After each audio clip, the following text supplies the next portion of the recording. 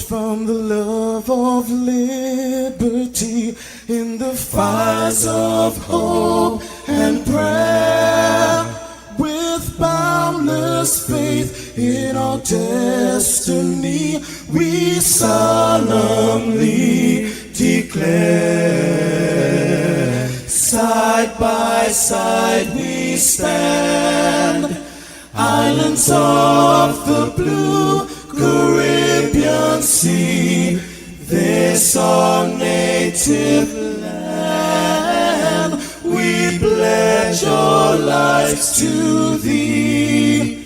Here every creed and race find an equal place, and may God bless our nation. Here every creed and race find an equal place,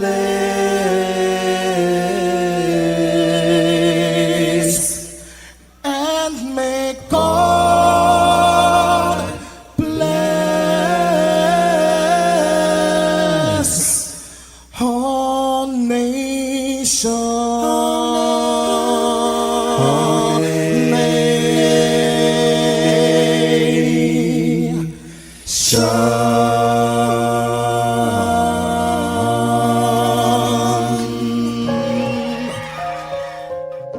Heavenly Father, we come before you at the start of this new day, giving thanks for life, for health, and the opportunity to serve through this station.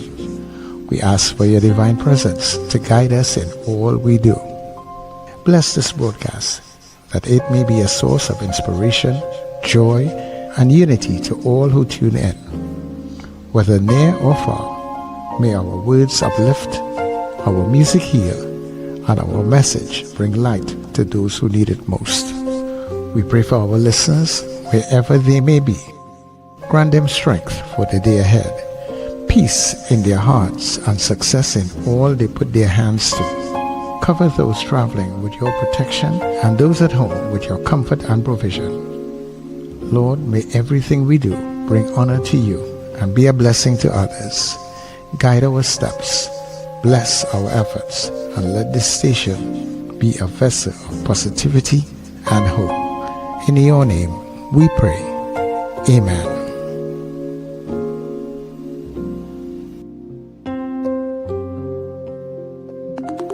Your voice, your soundtrack, your station. New Era TT Radio. Net Radio.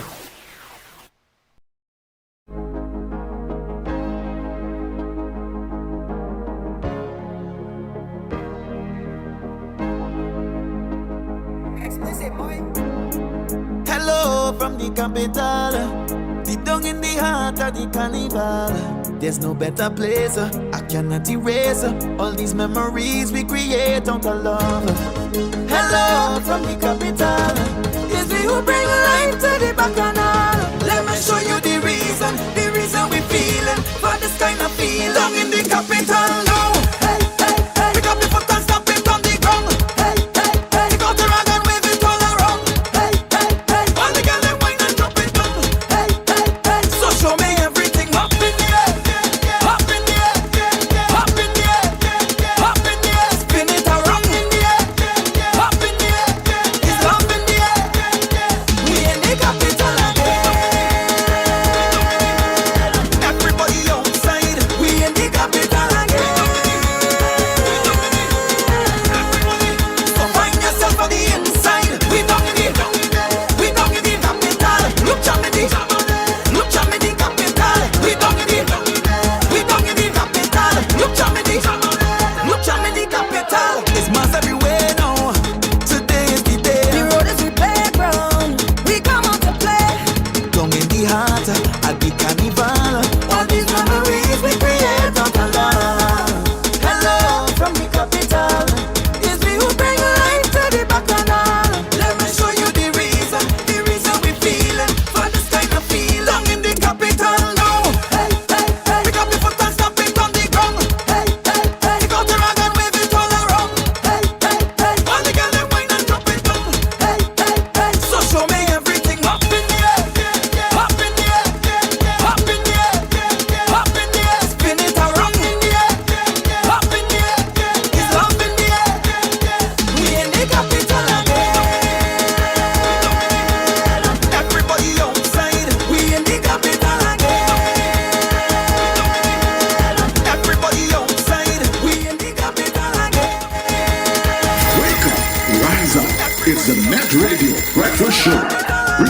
energy, music, and vibes to start your day right.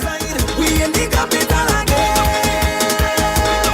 Well, whether you recognize it or not, We in the capital again. of course you're in the capital again. Everybody outside. Capital of the world, Carnival City, where everything is fever pitch right about now.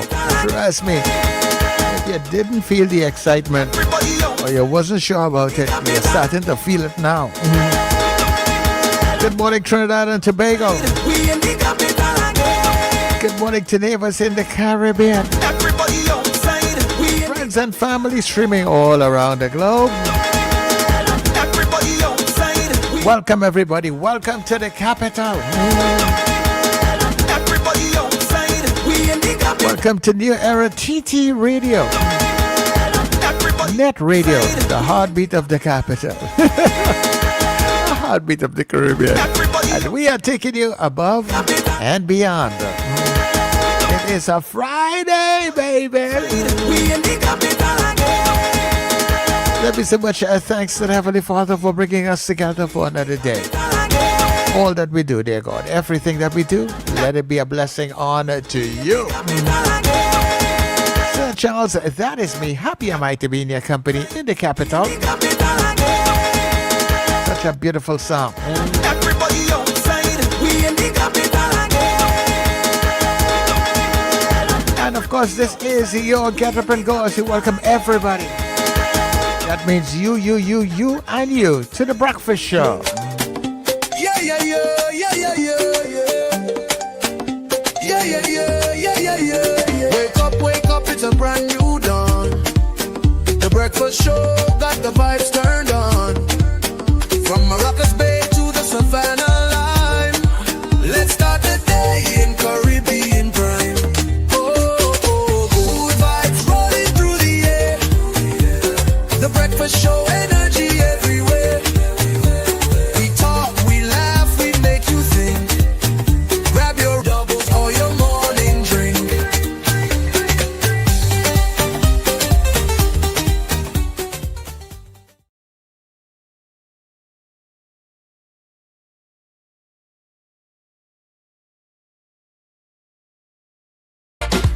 It's a Friday, baby! Stuck on you. Hoppa! I got this feeling down deep in my soul that I just can't lose. Doesn't know! Yes, I'm on my way. DJ Cassidy on the remix, baby! Needed a friend, Hey! and the way I feel now, I guess I'll be with you till the end. South Africa to the world! Yes, I'm on my way. Shake what your mama gave ya! Mighty glad to stay. Hey! Your weekend starts right here, baby! Yeah. That's new. That's new. Did he say DJ Charles? Cassidy. Oh, I thought it was your own video there. Oh, my word. Anyway, good morning, Sir Charles. Good morning, Richard Raghubar Singh. Good morning, Trinidad and Tobago, and good morning, listeners and viewers all over the globe. It's a kind of rainy morning here. Because I think it rained most parts. Well, I don't know if most parts of the country, but it rained in St. James last night, and it's raining it rained in Arima this morning. But it's cleared up, so I don't know what type of day it will be like. But just in case, walk with your umbrellas and walk with your raincoats and whatever else you do when rain falls. All right.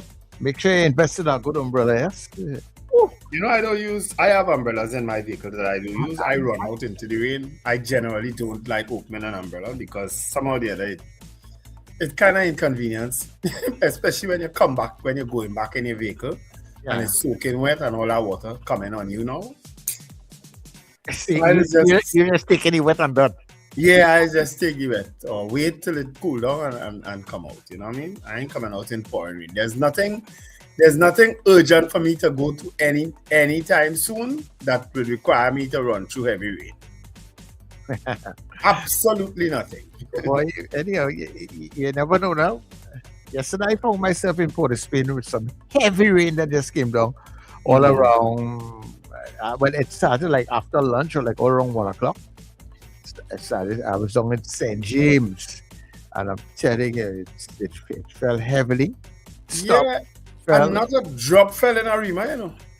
Yeah, because when I was coming up the road, Mhm. all from Sawa coming up the road was dry, you know. Overcast in some areas, but generally dry. Um, but it came down in Port of Spain heavy. I saw they show you some pictures. By the time it started to rain, people just pull out their phone and eh, I don't know, like people don't expect like when it's raining heavily that the water will rise and they make it look like if the place flooding and it's Yeah. not going to go down in about 10 minutes then, you understand? Yeah. I know. The panic people is like, what? Flood? You see everybody posting all these things, flood around the savannah, flood here. But it's normal rain. 10, And it goes 15 down. minutes later, it's gone. Yeah. You're right. It has always been that way, you know. I've never known rain. Because I mean, over the years, people talk about flooding. I say people really don't know what flooding is, you know. Because they post these videos of when heavy rainfall comes and plenty water in the streets and plenty water in the drains. But generally, that water runs off in 10, 15 minutes. Yeah, it does. And credit to a lot of the stuff that the last administration did coming down the road, where Port of Spain is concerned. Yeah. Because Port of Spain, it used to hold a lot of that water for a long time, especially downtown. So now when you buy Citygate and stuff, at a time they had they was putting on one big underground drain in front of Citygate. They did an underground drain there, yes. Yeah. Going all the way out into Sealots. Right. So that it does take plenty of the water out very quickly. So sometimes you see the videos and you see water up to the step and people say, well, oh God, that is it. I ain't going in tongue. But a little 10, 15 minutes after that, just give it a little time. It does run right off. Right off. Anyway, we're happy to be in the land of the living. Those celebrating birthdays today and over the next few days. Happy birthday. Today is the 23rd, is it? Yes, it is. Well, tomorrow is the anniversary of the People's National Movement, but I haven't seen or heard anything about it. Because they normally do a celebration for the anniversary on January 24th. But I haven't seen or heard anything. I may have missed it. I'm sure somebody will alert me to it. But I haven't seen or heard anything on it. And they would be what? 56, 68 years? Is it 60 years? The party of it? Yeah. Okay. I think it's 68 years old tomorrow. So happy anniversary to the People's National Movement. And anybody else celebrating birthday. I think I have a nephew birthday over the weekend too. I think he's the 24th also. Yakini. I think he's the 24th. Yeah. But for other birthdays, for other people celebrating anything at all, have an absolutely wonderful weekend. It might be rainy. Based on the weather report last night, it might be a rainy weekend. So be mindful of that. Yeah. Well, I don't mind the rain at all, especially the way that we get it. I mean, we talk about flood, but we really don't want to see flood. No. Like when some places around the world, when they get rain, 2-3 days, 5 days, heavy rain, rain that cover a whole stadium. Greenville some years ago was flood. If you remember that. Yeah, that was flooded. Yeah. Woo. I wouldn't forget that day because I was on the road and it took me about 3 hours to come home and I was on the bus route. I just to tell you how the bus route was. Wow. You understand? 3 hours to get from Port of Spain to Arima that day. It was chaotic. Why, that's easy. All right. So you didn't have individual birthdays, or I missed it? No. I didn't have individual birthdays. Okay. I didn't do individual birthdays. January 24th, tomorrow is 24th, 25th, 26th. I know a couple of people who celebrated birthdays and anniversaries coming up on the 26th. So maybe here, that God's willing. That'll be what. Today's O'Brien Haynes' birthday, actually. Remember him from that? Yeah, I haven't seen him for a while. Me too. I think he's still at Synergy. I stand correct. Stephanie Shepherd, Mary Coriat. Who else? And tomorrow, let me see if I can pick up tomorrow one time. What's going on with this? Upcoming, Gavin Nicholas is tomorrow. Anderson Mahace, Gaylan's son, is tomorrow. Adrian Winter, he used to be in charge of TTT, he is tomorrow. Karen Smart, my darling little niece, who lives abroad now with her husband, Daryl. Her birthday is tomorrow. Happy early birthday, Karen. And that's it. And Jolan Payne, another young man from St. James area, he is also celebrating his birthday tomorrow. And former councillor for Woodbrook, no, she was councillor for Southern Port of Spain, Denise Alion Thomas, she is celebrating her birthday tomorrow. All right? Yeah. So those are the birthdays I have over the weekend. Yeah. Well, Fifi in Addis Ababa is saying good morning, especially to you this morning, Wendell, and to let you know that there are quite a bit of fans out there in Addis Ababa, so you're not alone. Yeah, Addis Ababa, that's a place that's on my bucket list this year. So Fifi and Captain Ron, I am carded to come to Ethiopia this year. That's one of the things I want to do before the end of the year. God gives me health, strength, and life. All right, Mike, talk to Captain Ron. He will make that happen for you. Yeah. He's looking forward to it, actually. Hoping he get to fly me. I get to fly with him. Yeah. Hey, good morning, Richard. Good morning, guys, and good morning to our listeners and viewers wherever you are across the planet. And of course, good morning to my co-hosts, Wendell and Sir Charles. It's Friday, so the weekend has begun, people. It is. Yeah. All right, but let's do good news now, and let's see what we have there for people today. I don't know what you and Richard cook up today. Well, it's all Richard right now. So let's go. We're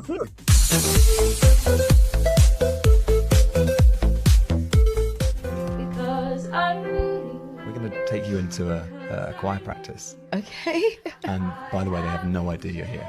They don't know. No. Oh my God. Right? Let's do this. Oh my God.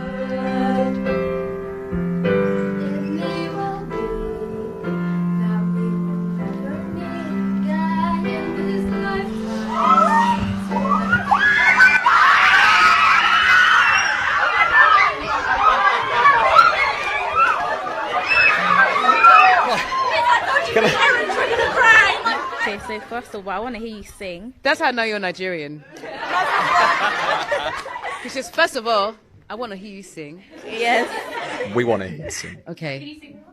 I can sing with you. With the gang? Would you mind? No, I don't mind at all. Please.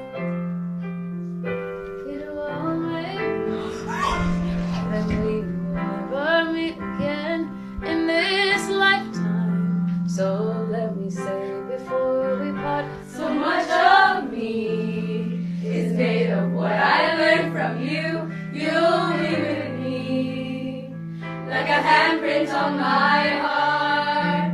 Who can say if I've been changed for the better?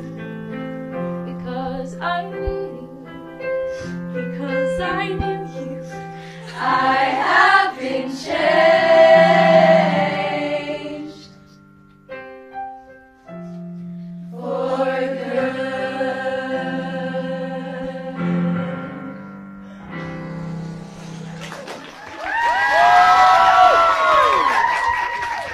Cynthia, thank you so much. Thank you very much. That was really special. Thank you very much.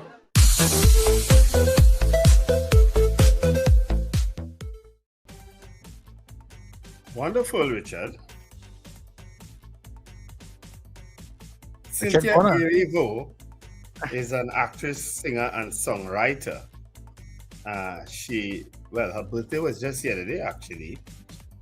She is from She's an English actress, actually.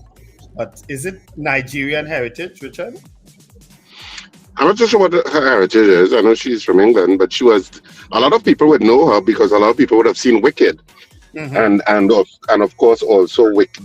She and Ariana Grande, and also they would have seen the second part of Wicked, which was released a couple of months, maybe a month or two ago, called Wicked for Good. So I know a lot of people would have seen it, and well, of course she's a mega star right at this point.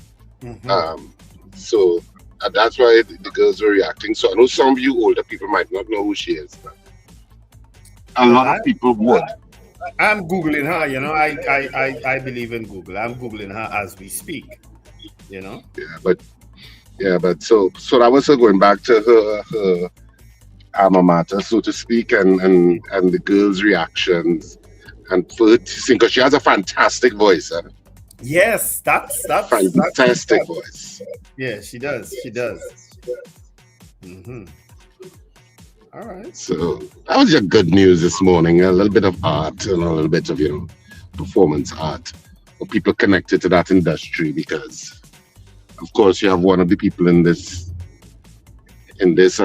hosting group who is connected to that industry. But aren't we all? Yeah, so. In one way or the other. I acted on. I act. This is the point where we all focus on Wendell people. I've been acting a role all my life, but I've given up acting now. I gave up acting recently, very recently, as a matter of fact. So you no longer act. You're retired. Yeah.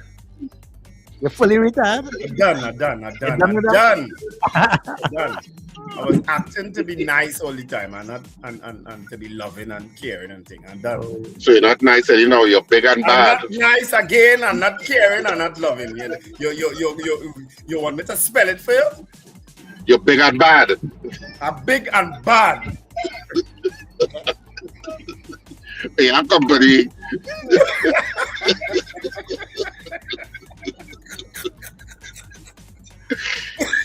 I give up, Richard. I give up. I never thought I would reach the day where I would just give up on people, but I give up. Yeah, I don't know. It's just your mood this morning. No, it's been my mood for a little while now, actually. Don't worry, man. He come across one or two things that alter and change, and he forget all that, Go on again. You go through the withdrawal symptoms and every now and then you lapse, right? But this time it looks like. And then you get back on the horse and you start to ride again. It looks like forever. Forever. Don't worry, man. Go to that. David Wares is saying that he's hearing that the annual carnival event, Iron Park, has to move their location due to extreme rainfall in the savannah. But they're still scheduled to open tonight. Reports are that the stage was damaged. Which stage? Not the savannah stage. It has to be this particular stage was put up for that. Where's Iron Park anyway? I lost track of all the carnival events. Yeah, this weekend is also St. Mary's Fete too, I think, Richard. No, St. Mary's Fete is on Saturday. Tomorrow, right? But yeah. I saw a picture, like a drone picture of the ground, and it looked waterlogged too also. But St. Mary's normally put down that flooring. Yeah, that plastic kind of thing. Yeah, they put down, at least the occasions I went, there was that flooring. Yeah. But, maybe they didn't put it down this year. Because I saw a waterlogged ground without flooring. Anyway, I hope all goes well with everybody who's celebrating and who's doing what they want to do for Carnival. I understand that the Patrice show last night at the Savannah was overwhelmingly packed. Yeah. So I'm happy to hear that. Yeah.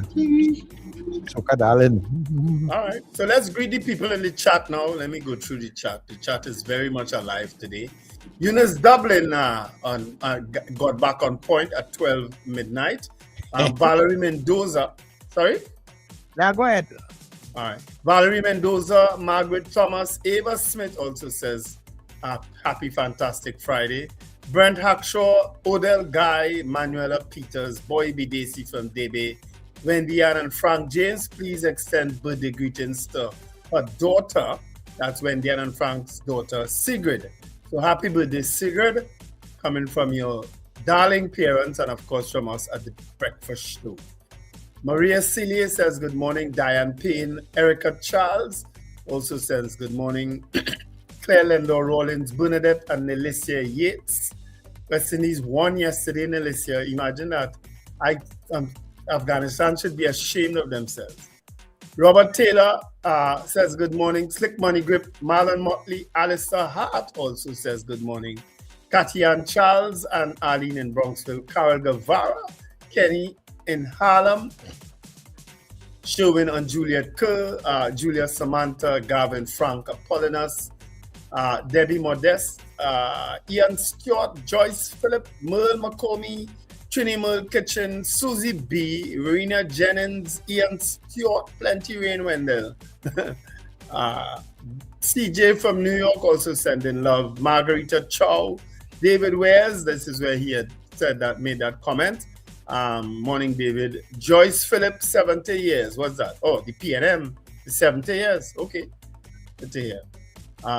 Is that 56? 56 or 2026? I would say that if it's 56 that you're talking about, it's 70. It could be 60. It could be 70. Yeah. Okay. Well, my math's off. Sorry. David McCarthy, top of the day. Ingrid from Tucson, Arizona. Margarita Chow also sends happy birthday to her son, Kester Chow. And that's coming from your darling mommy and his daughter, who is 16. So it's happy birthday to my son, Kester, and his daughter, 16th birthday. All right, so that's it. So son and granddaughter celebrating birthday today. Happy birthday. Carol Guevara, so no, we longer have the Friday that. But we had something else today, Carol. I think Sir Charles tried something different. Yeah, we had a little thing going on. Suzanne Jessup, Suzanne Suzette, and Miss Gemma, Robert Allen, blessed morning. Terry and George, Prabha Ramdial. Fun fact, both Erivo and Ariana Grande chose to sing live for the recording of the movies Wicked and Wicked for Good. All right. Michael Samuel says a great team. Mrs. R says good morning. Today I make 15 years work anniversary. I come down my rumbox, if I get a surprise. Ingrid long service. Yeah. Ingrid from Tucson says she's a very well-known actress and singer known globally. David Ware's the host of a few steel pan stages for the event. Okay, that's Iron Park. Curtis Patrick, Power Soca, Estelita Sampson, good morning. And Carol Guevara saying happy anniversary, Mrs. R. All right, so those are the greetings on the chat. All right, so let me say good morning to Colin and Kelly out there in Canada. She just beat Kent out of that position this morning. Kent came in second this morning on the chat. So good morning to you, Kent in Lavatel. Fifi in Ethiopia, good day to you. Chris in Kirap, good day. Cynthia Aaron out there in Atlanta, good to have you locked on. Terry Ann Peters, good morning to you. Brenda in Penal, Archbishop Ashton Clark, who is in Trinidad. I don't know for how long because of the death of his family or friend. So Archbishop, condolences to you. Sankofa up very early also. Peter Wilson, good morning.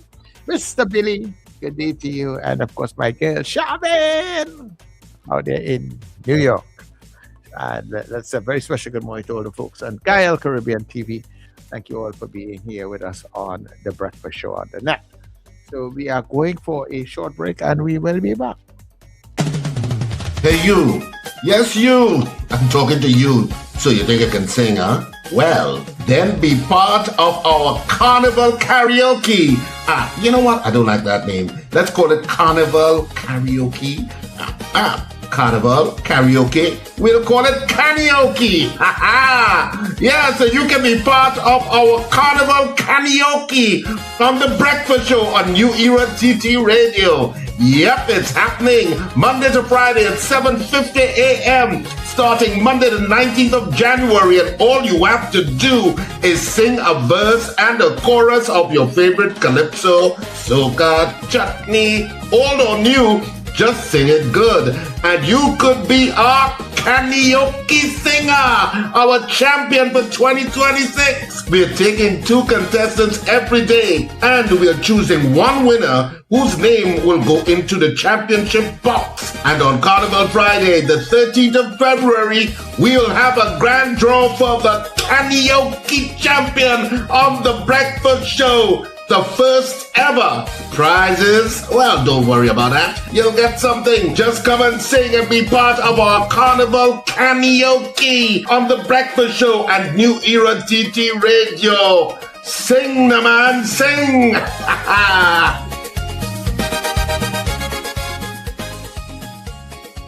Jump into savings at Furniture Plus. Enjoy up to 40% off in-store and online. Find amazing deals on furniture, appliances, mattresses and more. Plus extra discounts on credit plans and free gifts with select purchases. Save more at Furniture Plus today.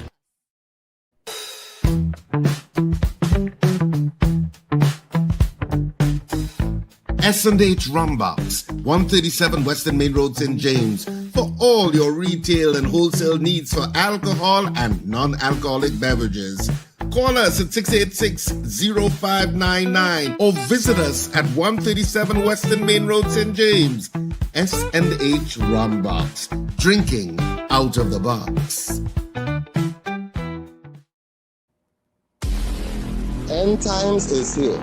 Are you prepared? Check us on New Era TT Radio or Net Radio with Brother Raka and Brother Yatazakawa on Mondays from 7 to 8 p.m. End Times is here. Stay tuned. This carnival, the seas are calling. Production Sounds and Ace Limers Entertainment presents Foreign Exchange. Foreign Exchange. A carnival season boat ride like no other. I wanna be somewhere where the music is. Sunday, February 8th, 2026. Hearts Cut, Chakaramos. Step aboard the Ocean Pelican and experience where soca meets the open water. Boarding 7 p.m. Sailing 8 p.m. Music by Production Sounds. D.O.C. Kevin Baker. Beats by Robin, Young Pro, and Bounty the Voice. DJ Eldon, and featuring International Steven, all the way from the U.S. Tier 1 tickets, $250. Tier 2 tickets, $300. Cooler included. No glass bottles allowed. Get your tickets now at islandetickets.com or call 29218-4747. Sunday, February 8th, 2026. Hearts Cut, Chakaramos. Foreign Exchange. With your bad energy.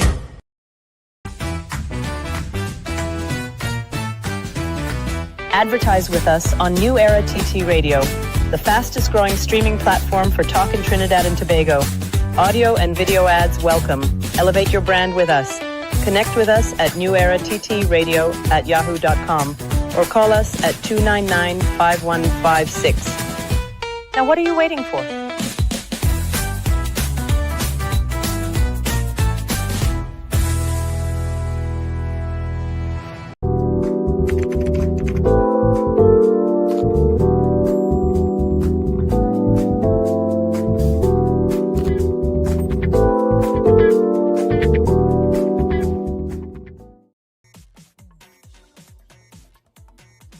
Welcome back, people, on this Friday morning to the Breakfast Show.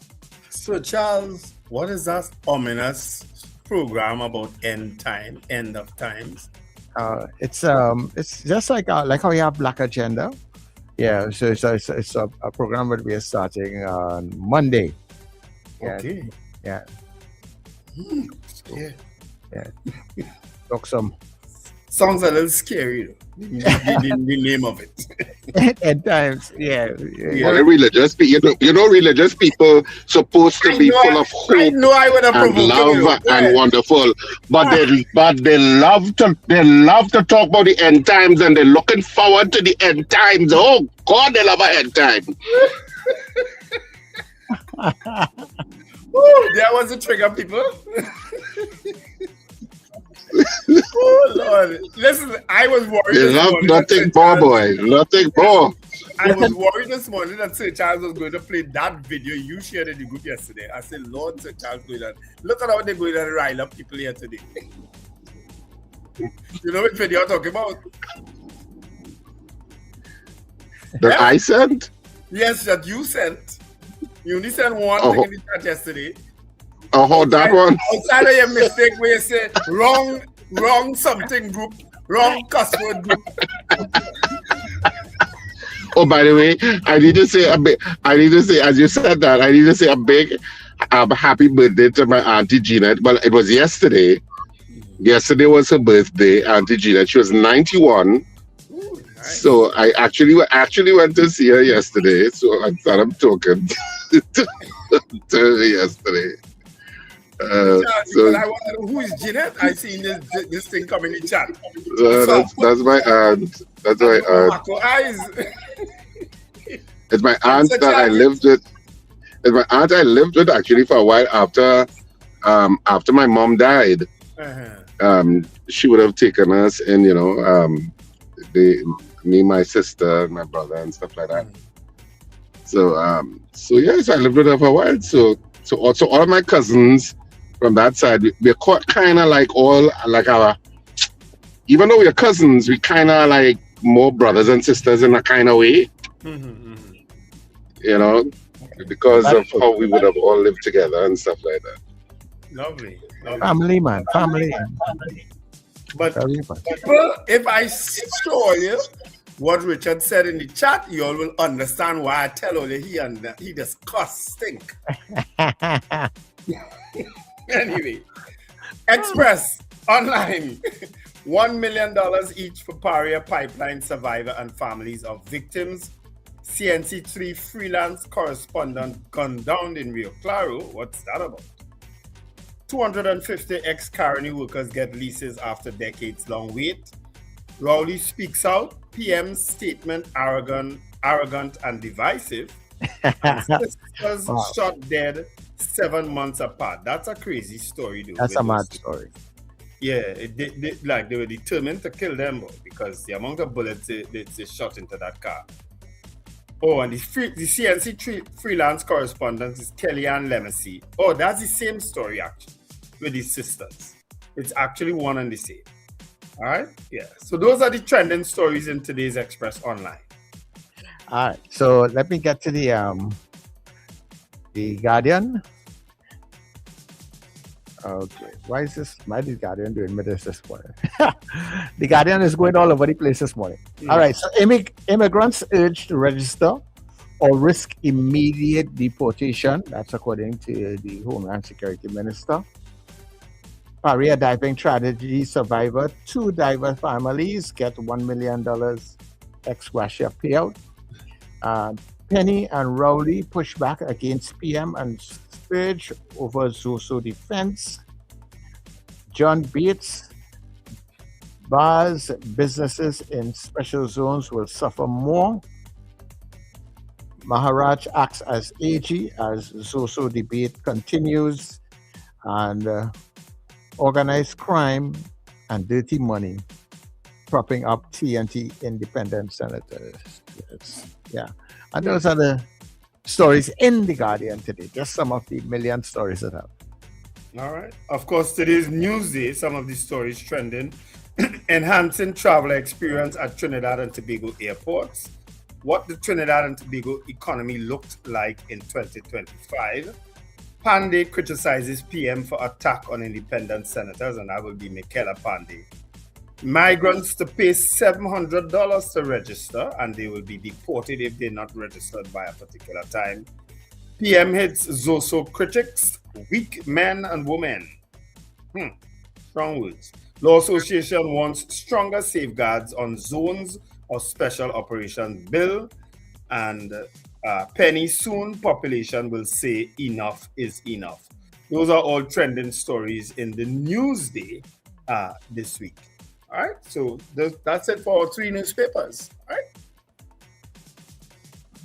Did you know segment now? What do I want to know now? It's fine. Yeah, well, if you have any particular story you wanted to treat with, you could probably do that, and then we'll go into the did you know and come back to the polls. Well, except that today, of course, is the vote in the Senate on the bill. 2 senators, I think, have already, at least based on social media, people. I didn't follow it close enough, like how Richard probably followed it. Have already kind of almost signaled their intention to vote for the bill, which is, I wouldn't call their names, but based on social media reports, I will call their names: Senator McNish and Senator, what's the young man name? Who is the independent? Who is the temporary independent senator? You called his name yesterday. Richard, you remember his name? You called it yesterday. Richard, like he gone. All right. So those are the ones who are, and all the government needs is three apparently, 2 independent senators. I keep it battle between this 3 and 4, but I'm reading as 4. Well, based on Richard and my discussion over the last few days offline, is that the Senate president actually has a vote. He has a vote in the initial voting process. So that's where the 16 will come in, because Richard conceded, though, that the Senate president is part of the 16. Remember, he was arguing with me that he's not part of the 16, but the Senate president is, in fact, part of the 16. But the Senate president has an initial vote, so that's 16. And if they need 19, they need 3 independents. All right? So that could be a good poll today, whether we can try and anticipate it. Yeah, we could ask. Do you expect it? Yes or no? Yeah. Do you expect the Senate, the independent senators, at least 3 independent senators to vote with the government to pass the Zoso bill? That will be a poll today. Do you expect that to happen? 3 independent senators. Maybe with the government get the support of the independent senators. All right, let's ask that. Let's ask that. Are they working on the poll? Yeah. You know what? I want to congratulate the UNC government on. Of course, they have some things to criticize them about, obviously. But there's a UAE mission coming in today, and to go at some of the their revitalization project that they would have revealed maybe a month or so ago. There's a UAE team coming in to look at the possible investment in a couple of those infrastructure projects. And I know Jillian John, as the Minister of Works will be hosting them and stuff like that. And I find that's a pretty short timeline. And obviously, it's to the credit of Miss John that she's able to get, a team to come in so quickly after the government revealed their revitalization plan, to get moving on it. So I find that's good news in terms of moving those projects forward. And hopefully, it's going to, generate some sort of lift in the economy in terms of the more foreign investment coming into the country. Okay. Yes, I saw that story. I think Sean Sobers would have indicated that a delegation from the UAE will be coming in here. Yeah. Because I think Jillian John just came from there. Actually, Minister John just came from there. But she was in Beijing. She was in Dubai earlier. Yes. But I think she was in Beijing recently. Mm-hmm. And well, of course, she's back up now. But I think, of course, she always comes across very energized and very about get things done. Yeah. So, I mean, kudos to her and to the UNC for getting some traction on that so quickly, Yeah. Richard, I'm being told again that the president of the Senate does not have an original vote. Remember, we had that back and forth, right? And you had sent me something. But the person who has that experience and had that knowledge messaged me to say the president of the Senate does not have an original vote. So it may be four they require in the initial stages. So I don't know how that will work out. But as I say, you were off for a while there. Who's the young temporary independent senator who you think who has already indicated that he will in fact support the bill once they have a sunset clause of 3 years, I think? Drayton. Yeah, that's his name. Right. Yes. Yeah. I don't know from the people from the debate so far, I don't know if you can tell whether they're going to vote for it or not, the independent senators. I don't know. I can't tell. I didn't listen to the entire debate. I just listened at points when I was available to listen. So I have no clue. But I mean, there are a lot of people weighing it. Even Dr. Rowley weighed in on it yesterday. Mm-hmm. And Dr. Rowley, if I had to pre-see what he said, I don't know if you read what he said, Wendell. No, I didn't. But if I had to pre-see what he said said basically along the lines that it's a dangerous piece of legislation, and certainly this government should not be trusted with that. But he referred to it as a dangerous piece of legislation. Well, as I said, the PNM, the former Attorney General Faris Al-Rari admitted that the PNM had thought about it and then decided they're not going to do it. I guess because of maybe Dr. Rowley himself as head of the cabinet at the time saying may have said no, that this gives because it gives the position. There was also another I know Mr. Dindial, Norman Dindial also did a post in it. And basically he was echoing what I would have said, that no person should have that kind of power. There needs to be oversight. Mm-hmm. But he was suggesting a different committee. Remember, I would have suggested a kind of oversight committee. He suggested one, but his composition was different. He was saying the prime minister and the leader of the opposition and independent senator and the commissioner of police and chief of defense staff and stuff to make up that committee. In my version, I saw completely independent people who not related to any, not any of the office holders on that committee at all. I saw an entirely new committee that would have a secretariat and stuff that would actually run behind the scenes with investigators, akin to the PCA in a kind of way, but they are monitoring specifically zones of operation and how the police are acting, but with much more power than the PCA. Yeah. So they could get somebody released and stuff if they feel that the evidence merits it, because in my committee there would be retired judges and stuff in it. So, but at least in my version of the kind of oversight that something like that would require, in my opinion. But if there's no oversight, well, first of all, you all know I don't believe in the bill at all. I don't believe that you need states of emergency to handle crime. I think you're supposed to be able to handle crime without that, without constitutional infringement. But if you're going with that law, it needed oversight. So we'll see how they vote, but certainly Dr. Rowley was pretty much against the bill. So I think what Dr. Rowley was basically saying that they should not vote for the bill. But if I had to interpret what he said. He added, this is Dr. Rowley, he added that arguments used to justify the legislation in a multiracial, multi-ethnic society were misguided. Dr. Rowley expressed concern that the law could stigmatize communities, remove rights from law-abiding citizens, and give unsupervised authority to officers without parliamentary oversight. Given the divisive politics and the suspicious nature of so many, it may very well turn out that the justification of fighting crime might not be enough to manage the fallout when the law is applied. The unsupervised authority will breed abuse and resentment and all that flows. I can't disagree with that. Because even without Zoso, we see the levels of abuse happening sometimes. We see it. And some of us have experienced it. You understand? So I'm sorry if I sometimes sound so bitter and cynical about the TTPS, but because of my experiences, I'm sorry.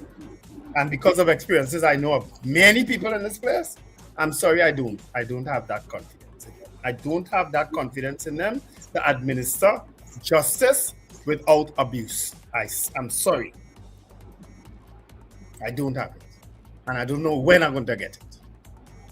Yeah. Well, I will never get it. Well, I think with an independent oversight committee, I don't expect government will support that, because most governments already complain that trying to get some of their agendas pushed forward in their normal terms, there are people and sometimes they go after the permanent secretaries and other individuals of who stymie their things that they would want to do. So I don't know if they would probably even want to give up that, not having any kind of oversight, having government input.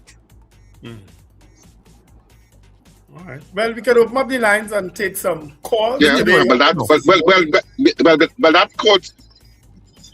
But Sir Charles, that calls for a certain level of maturity. Yeah? Of course. In terms of politicians who are not afraid to give up power or cede power to another agency to keep checks and balances on the power of the position. And I have to keep stressing that it's not about who is in the position at this point, but it's about the position, because that bill does not have a sunset clause. Yeah, well, I don't know if, and I don't know if it is being proposed, because as when they were talking about the independent senator was saying he would support it. So I don't know if the government has indicated that they will probably look at it, But I think they can't look at it before you pass it. They have to include it as an amendment that's passed to the bill before the bill is passed. You can't say you can't say to the bill, but just pass it and you'll consider the sunset clause. It doesn't work so. Well, yeah, in that structured way that how it should run. So. You have to vote on an amendment to include a sunset clause. Yeah. Let's know what did you know, and then we'll open the lines to take your calls.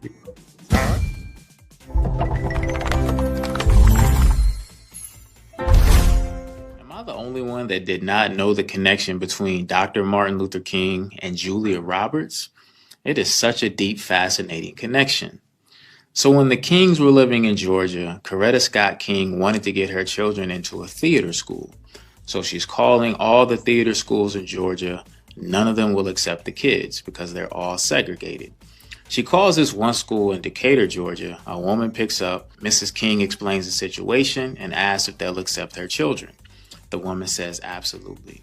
So she takes the kids into the school, and the couple that runs this school accepted them with open arms. Now, this couple ran the only integrated theater and acting school during those times, and it was highly frowned upon because racial discrimination was at an all-time high. The couple that ran the school was Betty Lou and Walter Roberts, Julia Roberts' parents. So the King family and the Roberts became close. They developed a bond. And then Betty Lou got pregnant with Julia. And in 1967, Julia Roberts was born. Since they ran an integrated school, that school struggled financially, so they couldn't afford Julia Roberts' birth. So who stepped up and paid the bill? The Kings. So the King family paid for Julia Roberts' birth, all because Julia Roberts' parents welcomed their children into their school. Wow. This is an amazing story to me and an amazing piece of history. Big shout out to the King family. Big shout out to the Roberts family. This was real dope to me.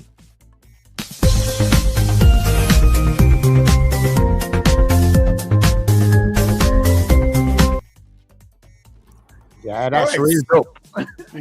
So just another correction. The independent senator, the temporary independent senator, Josh Drayton, is no longer a temporary senator. He was holding on for Anthony Vera, who was returned. So Anthony Vera will be the one voting, because he did actually, I did see a clip of him contributing last night, but I didn't realize Drayton was holding on for him. So Drayton, who had expressed an interest in supporting the bill, is not part of the vote today. All right?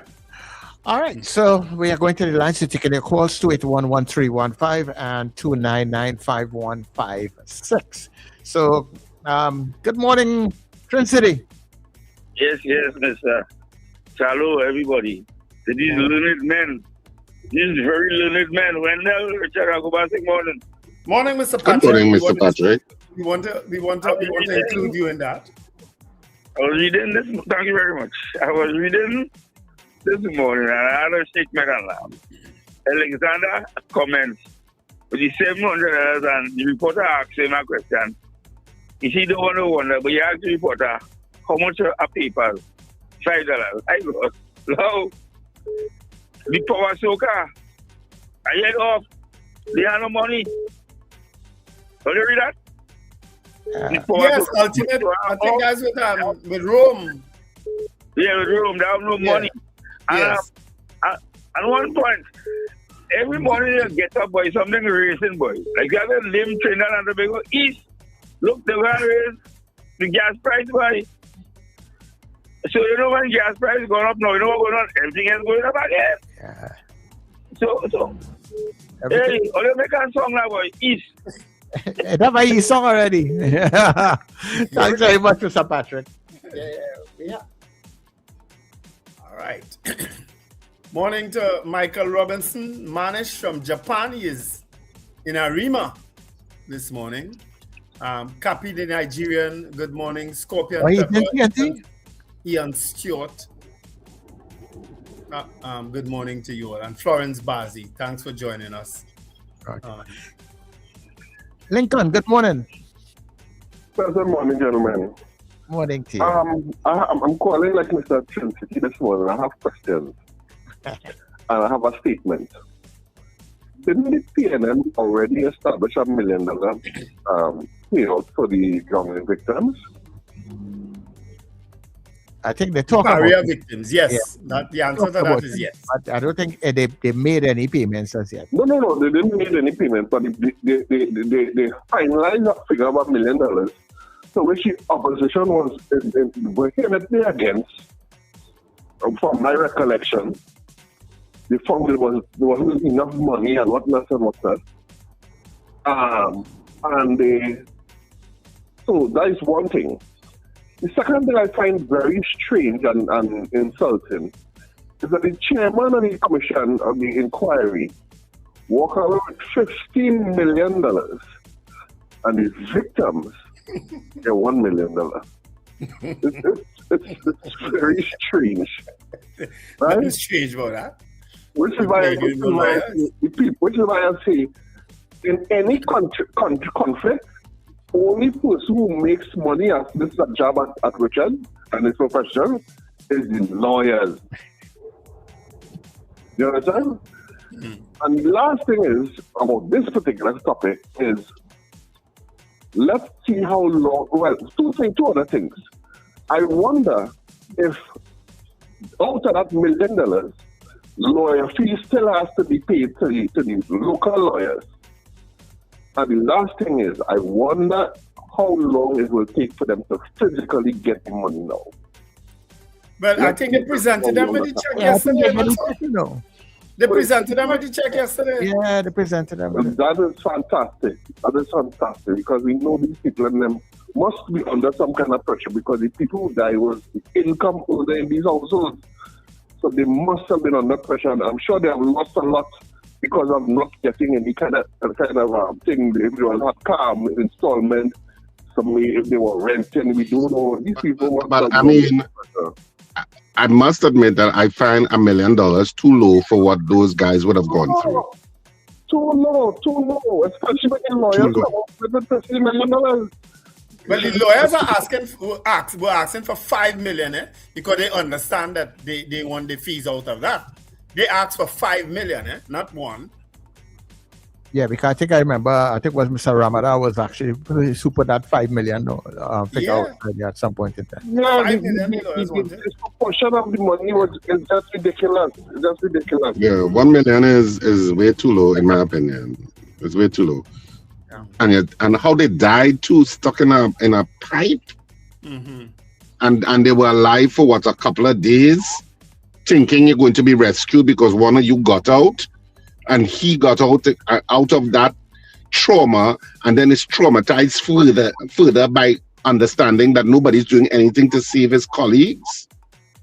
That sounds like it's worth more than $1 million to me, quite frankly. Much more. I agree with you, Mr. Billy.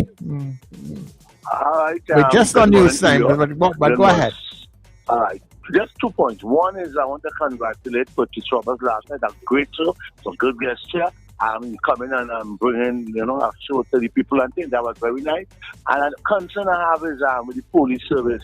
I think they have to step up the game with car thieving. This thieving of cars is becoming prevalent again.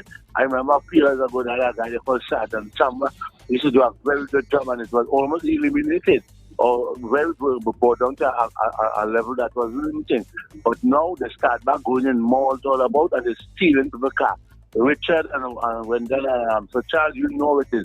You invest your money in a car and all you can and your body keep it. Just like that, and very unfortunate. So I call on the police commissioner to set up some kind of special unit, especially around now, in areas to monitor those cars. One man alone, and he they held them with 25 offenses and stealing cars. Bye-bye. All the best. Good luck and have a good weekend, guys. I want to tell people too, when you spend that kind of money on a car, invest in some kind of GPS tracking system now. And invest in two. Let the person who installing it put it in, and you put in one yourself. All them hundreds of thousands of dollars, you can't do that and then just leave it for anybody to just come and take your vehicle and go with it. That is just because if I didn't have a tracking device in a car that got a vehicle that got stolen already, I wouldn't get it back. Invest in something now, please. Well, Wendell, some people do invest. They invest in the power of Jesus and the blood of Jesus to protect their vehicles. Buddha bless you this morning. Yeah, boy. Wherever you are, Buddha bless you. When they read the poll, Lord. the green screen coming on. Why is he such an agent provocateur? Me? I'm just saying that some people invest that way. Are you saying that that's an irrelevant investment, Wendell? No, because I have a story about that too, and I think I might have told you about somebody who is of that proclivity. Anyway, hush. You mean what proclivity? You mean believing that? What proclivity you're talking about? You mean believing that Jesus came to save our souls and stuff like that, and he died to save our souls? And to find back the vehicle. And they found it back? Yes. Exactly. So you see, all I'm saying is that for some people, that's the investment. When there's a poll as you go to the news, we'll poll that next week Friday, people. But you say that is not a strong investment? You're saying that's not strong? We'll poll it next week Friday. We'll find out from what people think about the power of Jesus, investing in the power of Jesus. We'll do that next week Friday. But this Friday we're doing, do you expect the government to get the support of the independent senators to pass the Zoso bill? Yes or no? That's our poll this morning. And you can continue, you vote resoundingly during our newscast. And when we come back, we'll read the poll results and of course, open the lines again. All right? Okay, news is straight ahead.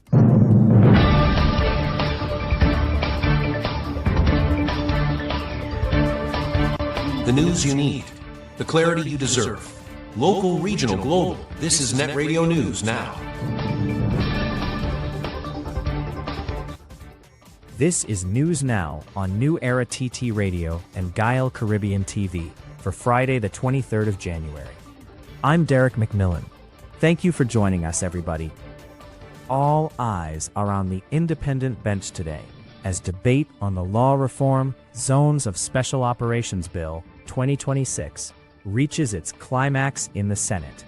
the government needs the support of at least 4 independent senators to secure passage after the bill was approved in the lower house last Friday and rejected by the opposition. Piloting the legislation, Attorney General John Jeremy says police intelligence shows deeply embedded criminal networks operating within specific communities, arguing the bill is necessary to disrupt gangs armed with high-powered weapons. Opposition senators maintain the legislation lacks sufficient safeguards and oversight, particularly over the actions of the defense force. Independent senators raise concerns about civil liberties, community stigmatization, disability access, and the risk that special zones could become permanent. One independent senator signals cautious support, noting crime levels remain unacceptably high. The bill's fate now rests entirely with the independent bench as debate continues today ahead of a final vote. Prime Minister Kamla Persad-Bissessar strongly defends the Zones of Special Operations bill, accusing its critics of prioritizing violent criminals over victims of crime. In a social media statement, the Prime Minister says opposition parties and so-called independent groups have remained silent on murders, robberies, rapes, and home invasions, but object when the government takes firm action against gangs. She argues that victims suffer long-term trauma, broken families, and fear, while criminals thrive on intimidation. Persad-Bissessar says the government's duty is to protect law-abiding citizens and vows to instill fear in criminals, not communities. Former Prime Ministers Stuart Young and Dr. Keith Rowley pushed back, criticizing the Prime Minister's language and warning that the legislation could stigmatize communities and erode constitutional rights without adequate oversight. Independent Senator Anthony Vieira declines comment, saying he does not wish to inflame tensions as Senate debate on the bill continues today. Opposition leader Penelope Beckles has warned the government that public frustration is growing, saying citizens will soon declare enough is enough over what she described as broken election promises.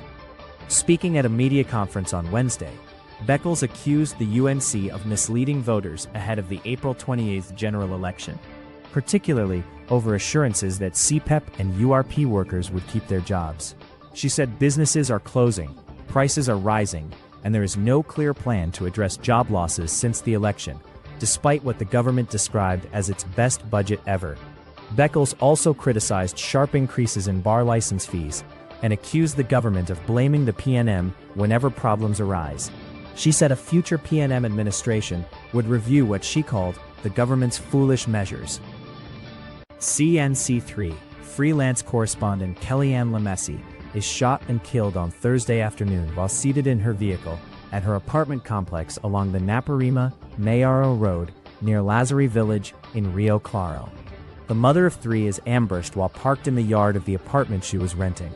Police say Lemessy is shot multiple times while in the driver's seat and is pronounced dead at the scene. The killing comes 7 months after her sister, Cassianne Lemessy, was murdered in a similar attack in Mayaro after being shot multiple times while driving. Police are investigating whether the 2 killings are connected. Investigators are also examining other matters involving the family, though police have not confirmed any link to Thursday's murder. Officers from the Rio Claro Police Station and the Homicide Bureau respond and continue investigations. Lemessy is remembered by colleagues and relatives as hardworking and dedicated. Vendors operating at the Carnival Center can now accept digital payments following the rollout of a point-of-sale initiative by the National Payment and Innovation Company of Trinidad and Tobago, in collaboration with the National Carnival Commission. The initiative allows vendors to accept debit and credit card payments in addition to cash, helping to speed up transactions and reduce the risks associated with cash handling during the busy carnival period. So far, 30 point-of-sale terminals have been distributed to vendors at the venue. In a statement, NPICTT said the rollout forms part of its wider mandate to expand access to national digital payment infrastructure across public events. The move is aimed at supporting small vendors and improving participation in the digital economy. In international news, France has seized an oil tanker in the Mediterranean, suspected of being part of Russia's sanction-busting shadow fleet. French President Emmanuel Macron said the vessel, named the Grinch, is under international sanctions and was suspected of flying a false flag. The French Navy, with support from allies including the UK, intercepted the tanker between Spain and Morocco. The ship was traveling from Russia's Arctic port of Murmansk and was reportedly operating under irregular registration.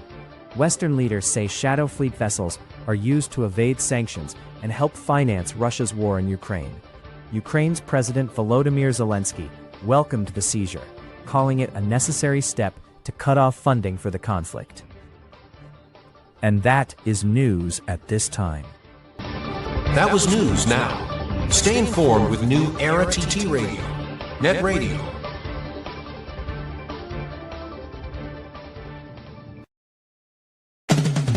Hey you! Yes you! I'm talking to you. So you think I can sing, huh? Well, then be part of our Carnival Karaoke. You know what? I don't like that name. Let's call it Carnival Karaoke. Carnival Karaoke. We'll call it Karaoke. Yeah, so you can be part of our Carnival Karaoke on the Breakfast Show on New Era TT Radio. Yep, it's happening Monday to Friday at 7:50 a.m. starting Monday the 19th of January, and all you have to do is sing a verse and a chorus of your favorite calypso, soca, chutney, old or new. Just sing it good, and you could be our karaoke singer, our champion for 2026. We're taking 2 contestants every day, and we're choosing one winner whose name will go into the championship box. And on Carnival Friday, the 13th of February, we'll have a grand draw for the karaoke champion on the Breakfast Show. The first ever prizes. Well, don't worry about that. You'll get something. Just come and sing and be part of our Carnival Karaoke on the Breakfast Show and New Era TT Radio. Sing, the man, sing.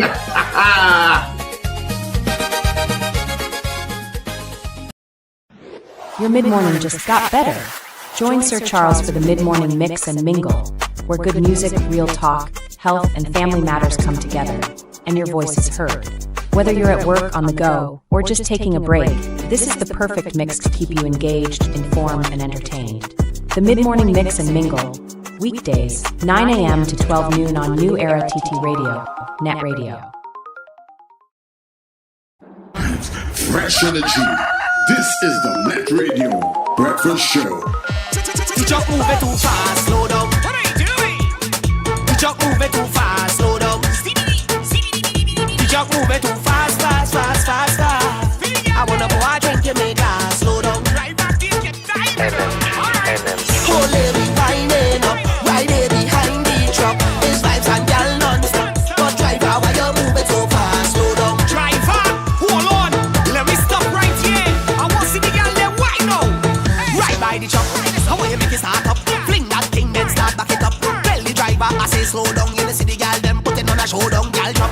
Now bring it back up. Jiggle, jiggle, jiggle and stop. In your costume, gal, you look so hot. Let me see your back. Then when you drop, roll up, now gal start. Wine, can it, can you? Climb, can it, can you? Know your body good. You know you got the groove. Wine, can it, can you? Climb, can it, can you? Know your body good. You know you got the groove. Oh, lady, winding up. Right there behind the truck. It's vibes and gal non-stop. But driver, why you move it so fast? Slow down. But driver, you ain't see the girls and them what they call it breather. The girls and them on a steamy. Hey, everybody take a breather. Bounce on the spot, take a breather. I tell the driver to slow it down, but yet still the man going speeder. She wipe fast like a teeter. She try to keep up with the meter. The girl them walk it on real bad, but the driver like he can't see that. So make it start bounce and jiggle. You and your friend right there in the middle. I bet you could bang, bang, bang, bang, bang. Girl, I bet you could bounce and dribble.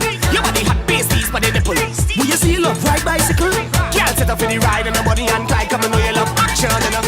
Oh, lady, winding up. Right there behind the truck. It's vibes and gal non-stop. But driver, why you move it so fast? Slow down. Driver, hold on, let me stop right here. I want to see the gal there, why no? No, gal fast. Oh, lady, winding up. Right there behind the truck. It's vibes and gal non-stop. But driver, why you move it so fast? Slow down. Driver, hold on, let me stop right here. I want to see the gal there, why no? Just in to Net Radio Breakfast Show. Fueling your day with the best music and real talk. Hold on, let me stop right here. I want to see the girl there right now. Yeah. Driver, stop right here. I want to see how they're working that thing right now. Driver. Let me stop right here. Hey everybody, welcome inside the second hour. Yes, this is the Breakfast Show. And of course, you are listening to New Era TT Radio. The heartbeat of the Caribbean, taking you above and beyond. Let me stop right here. I want to see the girl there. And on this Friday morning, we're happy to be in your company. Let me say good morning to the folks out there in Gael Caribbean TV. If you're picking us up on the Gael feed, good day to you. And thank you very much for locking in, all right? So remember, when we come off of the Gael feed, somewhere around 8:30 this morning, people, guess what? All day into the weekend, over the weekend, you can stay with us on New Era TT Radio because we are streaming all day at newerattradio.com. On TuneIn, just put in New Era TT Radio and it will get us. You can listen to us on TuneIn. Great quality. And of course, you're also picking us up on our social media platforms, Facebook and YouTube, Instagram. When you go to our pages, remember, like, subscribe, and follow. Okay, that's very important. Especially on YouTube, we're trying to get up to 100,000 subscribers. We need you guys to subscribe. Also, don't forget to hit the support donate buttons on the different platforms because that is how we get your support because it's very much needed. Or you could just text the word support to 299-5156.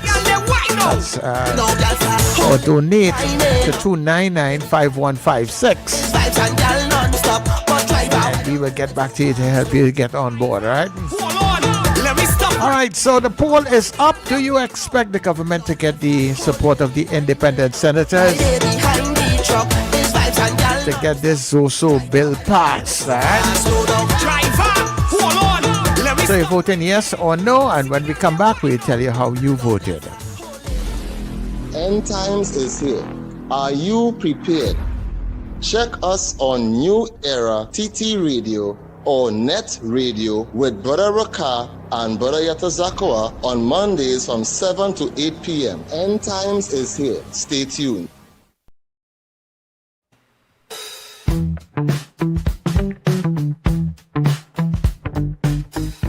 S&H Rumbox, 137 Western Main Road, St. James, for all your retail and wholesale needs for alcohol and non-alcoholic beverages. Call us at 686-0599 or visit us at 137 Western Main Road, St. James. S&H Rumbox, drinking out of the box. This carnival, the seas are calling. Production Sounds and Ace Limers Entertainment presents Foreign Exchange. A carnival season boat ride like no other. I wanna be somewhere where the music is. Sunday, February 8th, 2026. Hearts Cut, Shakarama. Step aboard the Ocean Pelican and experience where soca meets the open water. Boarding 7 p.m. Sailing 8 p.m. Music by Production Sounds. D.O.C. Kevin Baker, beats by Robin, Young Pro and Bounty the Voice, DJ Eldon, and featuring International Steven, all the way from the U.S. Tier 1 tickets, $250. Tier 2 tickets, $300. Cooler included. No glass bottles allowed. Get your tickets now at islandetickets.com or call 29218-47. Sunday, February 8th, 2026. Hearts Cut, Shakaramas, Foreign Exchange. Jump into savings at Furniture Plus. Enjoy up to 40% off in-store and online. Find amazing deals on furniture, appliances, mattresses, and more. Plus extra discounts on credit plans and free gifts with select purchases. Save more at Furniture Plus today.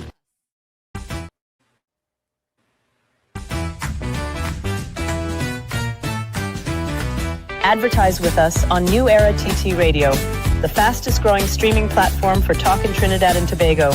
Audio and video ads welcome. Elevate your brand with us. Connect with us at newerattradio@yahoo.com or call us at 299-5156. Now, what are you waiting for?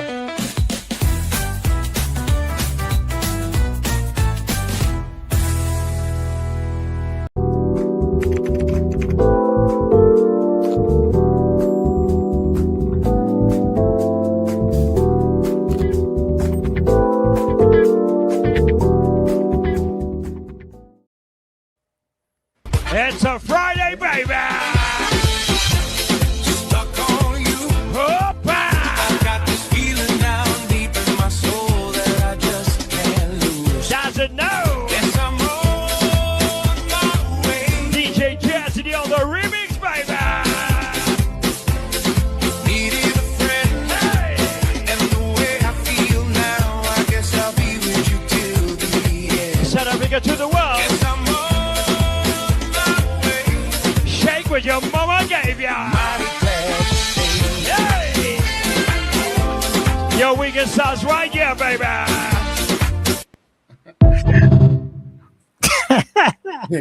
That's a nice video. I like that video.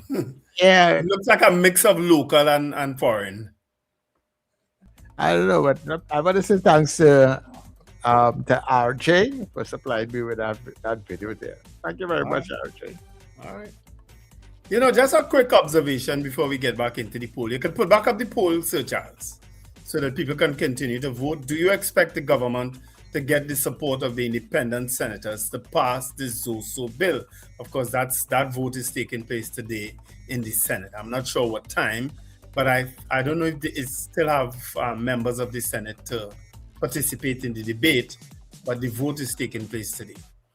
Just a quick observation. Have you all is it that they stopped running drug boats in Venezuela? The drug boats stopped. The oil tankers stopped. Did everything just suddenly stop?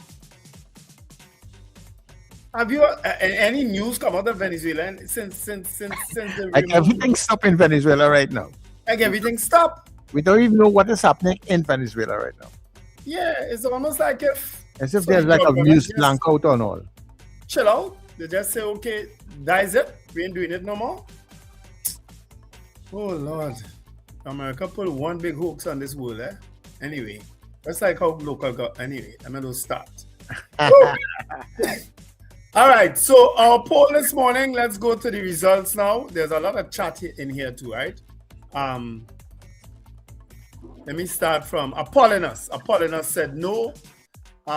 Chelsea Blue asked if PNM didn't offer the divers money. Yes, that happened. Lincoln raised it.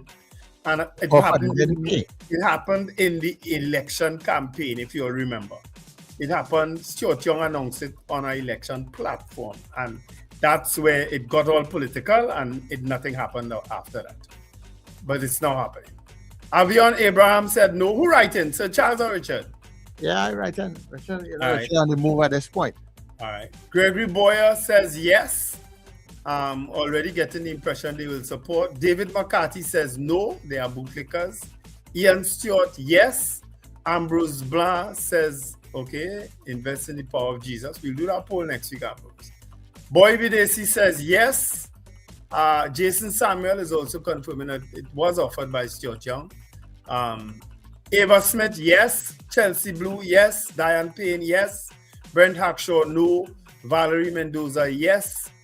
Jason Samuel, you know what's amazing about this poll? Just then I interrupted Sir Charles. That's right. When we asked if they should support it, most people say no. Yeah. I think 100% say no. You know, today they're saying that they expect that they will get the support. Maybe developments over the last couple of days may have changed their mind. Only people were, yes. Jason Samuel says yes. Kazim Mohammed, no. Ambrose Blah, yes. Waste of time. James Kamau didn't vote here. Anthony Almandoz. Hey, morning, Anthony. What developments, Sir Charles, that would have happened over the last few days that would have changed your mind? You just interrupted the poll, Jess. No, because you said a statement. So when people make statements and it registers in my brain, I need to know why you said it. Well, maybe within people's minds, with some of the statements that were thrown at the independent senators, you know, people must feel, well, okay, that both might just make them change their mind. Good So answer. you mean, so you mean the Good answer, denigration? So you mean denigration is a tool of persuasion? If you want to put it that way, I don't know for sure. Okay, no, I just wanted to be clear. Okay, thank you. So Charles, just tell him yes. But what you talking about? Tell us, Richard. Yeah, by a little later we'll know for sure. Yeah, go ahead with Wendell. All right, you ready? Anthony Almandoza said yes. Susan Jessup, no. Scorpion Pepper, yes. This is the part where Sir Charles is it. The PM has already acted as a national bully and used intimidatory tactics. Cappy the Nigerian, yes. Eunice Dublin, no. Derek Stewart asking Ian Stewart asking about Derek. What do you want to know about Derek? Leave Derek alone. Derek, take a trim and looking nice, looking handsome. Margaret Thomas says no. James Kamau, yes. And tune. Okay, I guess it's yes. Cheryl Henry says no. Scorpion. Okay. Beauty Culture says yes. Colted Finch, no. So it's a mixed poll so far. Who else we have? Michael Cadet didn't vote. Marlon Motley says no. Bernadette Yates, no. Michael Cadet says yes. Carol Guevara, no. Michael Robinson, no. Robert Taylor, no. Bernadette Yates says, well, I hope not. It's not a vote, Bernadette. Slick Money Grip, no. Joseph Clement, yes. Always yes, but I hope not. Translate. Okay, I enjoy it. Let me try to get some more votes. Right, Estelita Sampson, no. Going with Faith. There we go, Richard. And at this point, they're even Steve, man. At this point, even. Carol Guevara has changed to yes. So she changed a no to a yes. All right, okay. Keith Clark says no. Richard Phillip, yes. They will sell out. Carla Hercules, yes. Scorpion Pepper, it's how the poll is stated. Okay. It is a different poll question. Quinbar Collins, no. Richard is a boss. Richard, who is he on? He what tickets are player? Lenley says yes. Helen Prescott, no. Johnson Noel, no. Debbie Mitchell, yes. Miguel Gonzalez, no. And Ian is thanking me. I don't know what he's thanking me for. Must be on Derek. Yeah. So that's it. Those are the votes I have. Thing. Okay, so let me tell you what I have on the WhatsApp if I can get back to it. Right, so I have Sankofa saying no, Kenwin saying yes, and Peter saying no, ultimately didn't vote, Fifi saying no, Mahi saying no, Captain Ron saying no, that whole camp saying no. Afria saying yes, Pauline saying yes, Frank saying yes, Trinidad and Tobago says yes, and Brenda in Pinal saying no. Any others by you there last minute? No, that's it. All right. It seems like the nose jump ahead just now there.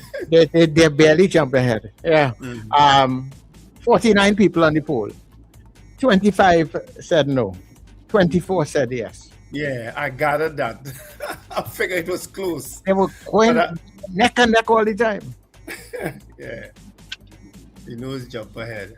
All right, so there we have it. Do you expect the government to get the support of the independent senators?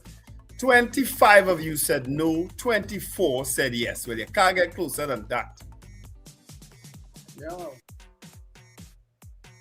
Yeah, right, can. That was an interesting poll. You know, we've been having some very interesting polls over the last couple of days.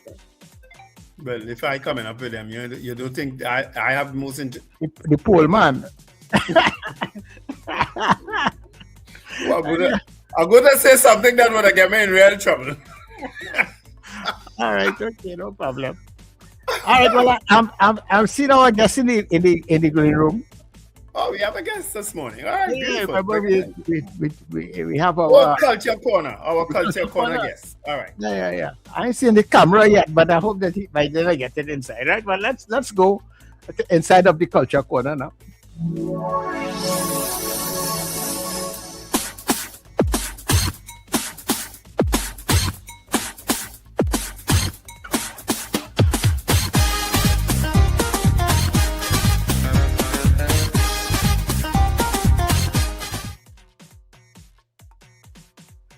All right. Hey, we have the NCC chairman as our guest this morning. Good morning, Mr. Kanai. Where are you? Hello, good morning. All right, Mr. Kara. Mic is off and his camera is off. Hi, morning. His Morning. mic- Are you all hearing me? We hearing you, but we're not seeing you. We ain't seen you. Okay. But if you had the kind of night I had last night, you wouldn't want to be seen on the TV. Nah, we want to see you. Oh, Lord, the What kind of night you could have? You're wailing for Patrice or what? Well, we were managing the event till the way I was. All right. But We'll work on that and whatever we can get. Yeah. So how has it been going so far? It's been very hectic. Carnival is a short season. As you know, the new NCC board, we only came in July of last year. And we had to get down to work and preparation for Carnival 2026 almost immediately. We have had some successes in some of the things that we have introduced. But we've had a very hectic period of time doing a number of things all at once. So since the launch of Carnival on the 7th of November, which we, even in that, we had moved that from the Queen's Park Savannah to the Brian Lara Promenade, taking the Carnival to the people.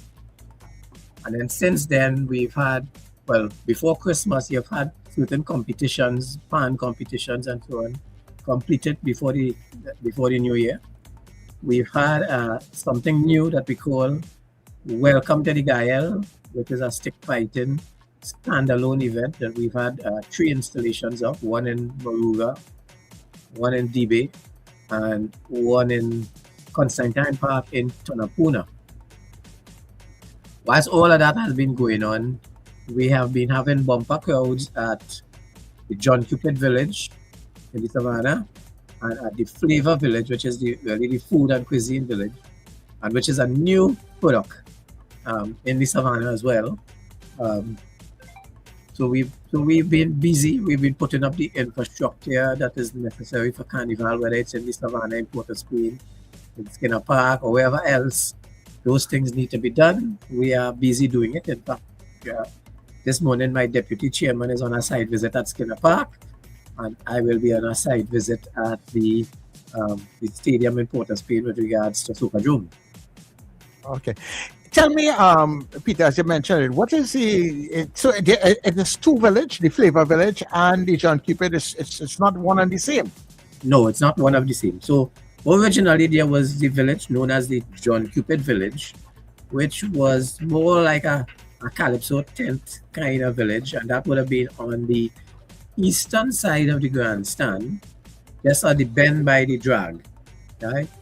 This year we decided to move that and put it into the space west of the north stand, which is commonly known as the Greens, and expanded it into a much bigger space for entertainment and so on. And that has been, in fact, last week Friday, the police called me at about 8:30 in the night to tell me they have to close the doors because of the crowd. Right. And of course, we had to start to make calls to everybody, all the hierarchy and so on, get extra strength and then get them to open back. And it's been like that every night since the launch. The very famous launch where some people thought that I knew nothing about Carnival. Right? Well, I'm glad you can see the humor in it now. Yes. I told the people at NCCA, but I find a handful of people and pay them because that kind of advertisement we get. So, like, really pay for that. But the Flavor Village, it's almost like if everybody started flock to the village after that. Yes. And the Flavor Village, which is where the food is, and the intention of the Flavor Village was twofold. One was to create a space where all the vendors and so on that are in and around the savannah could actually make some money from their efforts. Yeah. So that is what is going on there. But there's entertainment and so on. It's actually run like a pilot project because in this country, once Carnival done, you keep hearing, well, if tourists come to Trinidad, if a cruise ship come to Trinidad, where do they get a taste of Carnival? There's nowhere. Yeah. They get a taste of Carnival. There really is no space for like a family out in the afternoon, get some food, get some entertainment and so on. So the concept behind the Flavor Village is to see how that can become a 365 space. Of course, as it stands now, it will come down 2 weeks after Carnival because we will then have to enter into negotiations with the people that manage the savannah, etc. We'll have to look at infrastructure. We can't continue to rent those infrastructures. So we might have to look into how NCC could acquire infrastructure to have something more permanent. Right? Mr. Kanai, now what are some of the challenges you're facing? Because I would have been privy recently to some, how I should put it, not complaints, but some issues concerning funding for the different regional carnivals and for the different corporations and so on. Is that an issue this year? Well, every year there is something called regional carnival, and the NCC continues, and we have put an extra effort on the regional carnivals, where the NCC provides some level of funding to all these regional carnival committees that are properly registered, of course, for them to host their regional carnival. We have a team of what we call regional coordinators, about 10 of them, that are already on the ground visiting these regional carnival committees to verify that these are established and legit committees and so on. Before we put taxpayers' money into people's hands, we need to know that we're giving it to legitimate people. So that process is taking place. So I'm not aware that there is any confusion about that. Because well, it's not confusion. It's more the late receipt of some of these subventions so that they can plan their events. So the NCC must wait on its releases from the Ministry of Finance in order to be able to meet these obligations, right? And of course, everybody would know that money in this country right now is quite a tight thing. But we have our allocation, by the way, our allocation this year is $10 million less than it was last year, right? And that's because the allocation last year, they did not release that $10 million to the NCC. And the way government operates, once you don't spend all the money they allocate to you, they take it back, right? But they didn't take it back, they kept it. They didn't give it to the NCC, right? But that being said, we have been engaged, as you know, NCC is really a facilitator. We are not a promoter of anything. The interest groups promote the events, Trinidad, Tobago, etc. We facilitate the events, we put on the infrastructure and so on. And what we have been doing as the new board of the NCC is, you would see that the North Stand is up, you would see that the main Savannah stage is up and so on.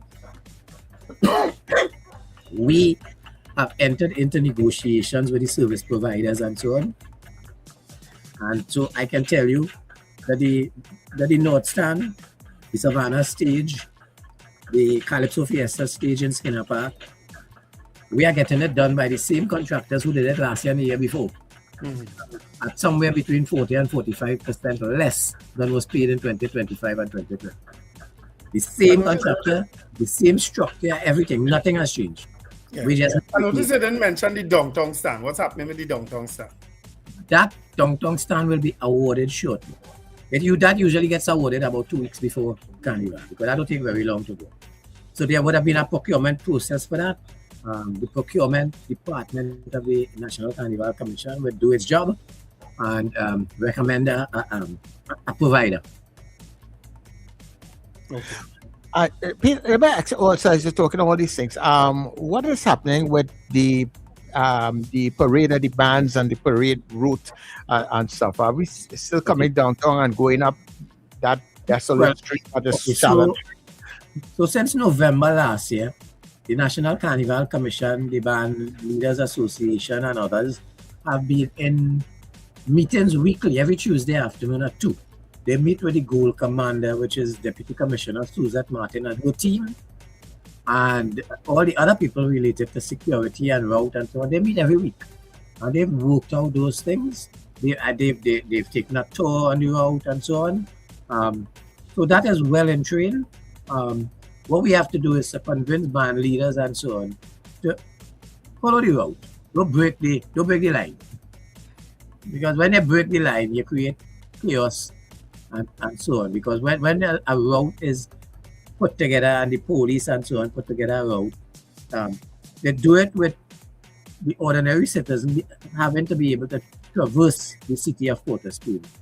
So you try to create a route where bands pass and leaves roads and streets where the normal traffic could flow. So when bands break that, they create some problems. But the meetings have been ongoing. I know that a route has been agreed to. As I said earlier on, I will be on a side visit this morning at the stadium for the Soca Job. Right? But yes, the competition now, NCC don't get involved in the people's competition. Yeah? So Band of the Year is a competition run by the Mass Bands Association. And they will determine their judging points, etc. And I think it is that each band must pass at least 3 of the judging points in order to meet the criteria to be considered for Band of the Year and so on. Yeah, that's correct. So in a nutshell, then everything is in place for a successful Carnival 2026. At this point in time, I would like to say that we have everything on our in our sites. Of course, this is Carnival, and there are things that could pop up and so on, and you have to be ready to treat with it and deal with it and so on.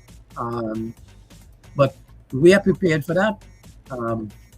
Again, as I said, the 2 villages in the city, those things have taken on a life of their own, and people just flowing in inside of those places. Some people have gone back 2-3 times into those villages. The vendors told me that in the first 4 days of the Flavor Village, they would have made all the money they made in the whole Carnival season 2025.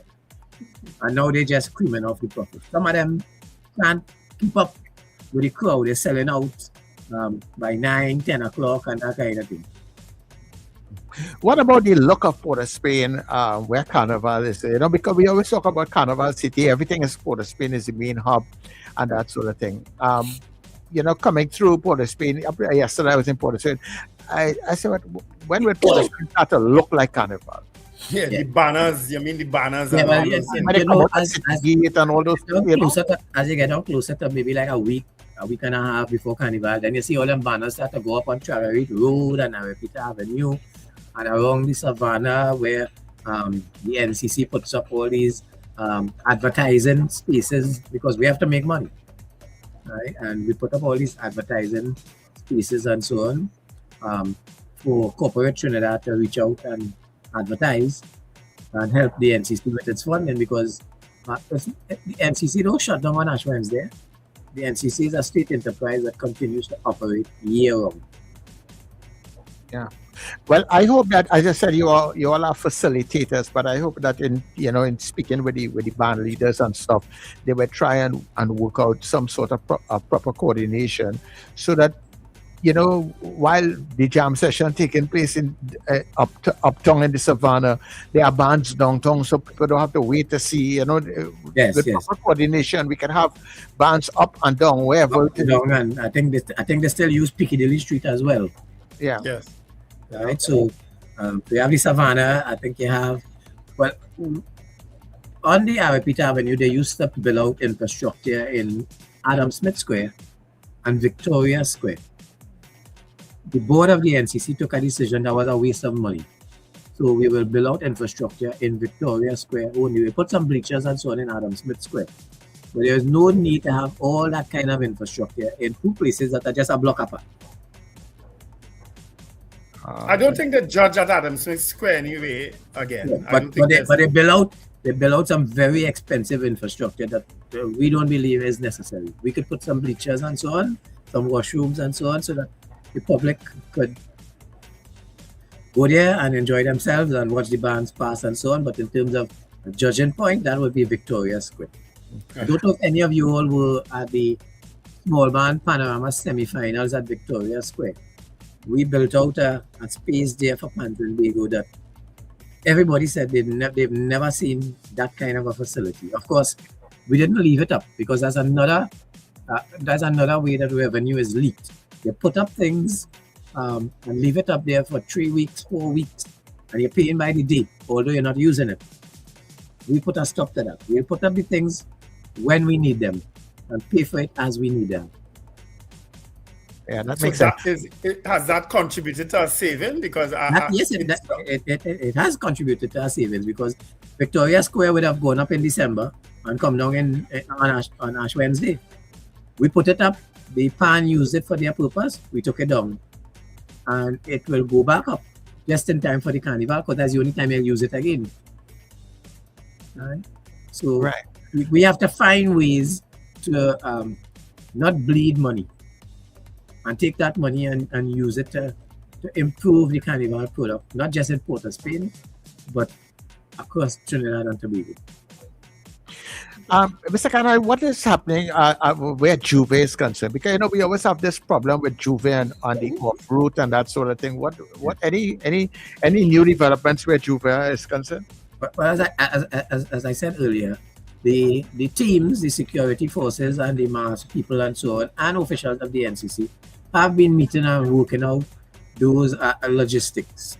So I am sure that long before we get to Carnival Monday and Tuesday, they would have the fixed route settled and worked out. And of course, the security forces would be out on the ground, licensing office, etc., to make sure that the bands and the trucks and so on abide by the route that has been agreed to. Yeah, because I believe Juve should be on the parade route, so that the police could monitor if they come out and they end by a certain time to give the others cleaning crews to move through very quickly and that sort of thing. I believe that they could minimize a lot of the problems with Juve. Yeah. If this NCC chairman could fix Juve, well, brother man, I tip my hat to you because I try for years. I know real people try. Juve is the most indisciplined, unregulated thing. A lot of the big Juve bands stay in the Bukorapo and St. Clair spaces. Right, down to St. James and back up and then back to the stadium and so on. They don't really go into Port of Spain per se. Right? So it is not that there are Juve bands that don't go downtown. There are. But there are others who their masqueraders prefer to not go into the heart of the city. Yeah, but if we secure the route, I believe that should be no problem, and they can get away from the people in those areas who have to constantly complain about their cars and walls and paint and mud and So. The most secure place for Carnival is downtown, especially Juve. Yeah, it's the most secure place. But anyway, that is as you rightly say, that is an exercise that takes a lot of discussions and so on to make that happen, right? But as I said, we only came in at the end of July and had to dig right in the preparation for Carnival. Now, next year Carnival we will have, well, not a whole year, but we will have maybe 9 months to prepare for it because I don't know if you know, Carnival next year is even earlier than Carnival this year. I think it's the 7th and 8th. Yeah, it's the beginning of February. Yes. Yeah. Wow, Christmas going to get mashed up. What is happening with the so-called monarch? Is it on? Is it off? What are you hearing? We are not involved in any soca monarch. Okay. That is it. I am not aware that there is. I am not aware that there is a soca monarch. What it is that it is? Well, what I might be calling it the wrong name. I think it's Ultimate something now. Ultimate Soca. Champions or something like that. Yeah. I was called yesterday by the media asking about that because I think the promoter of that event has announced that they've shelved the event. But I want to make it clear. Nobody spoke to me or the NCC about that event. We were copied in correspondence that went at another place. It was not our place to respond. We were just copied. All right? So we are not involved in that event. We facilitate the national events. Panorama, Calypso, Monarch, the mass bands, the police carnival, those are the things. The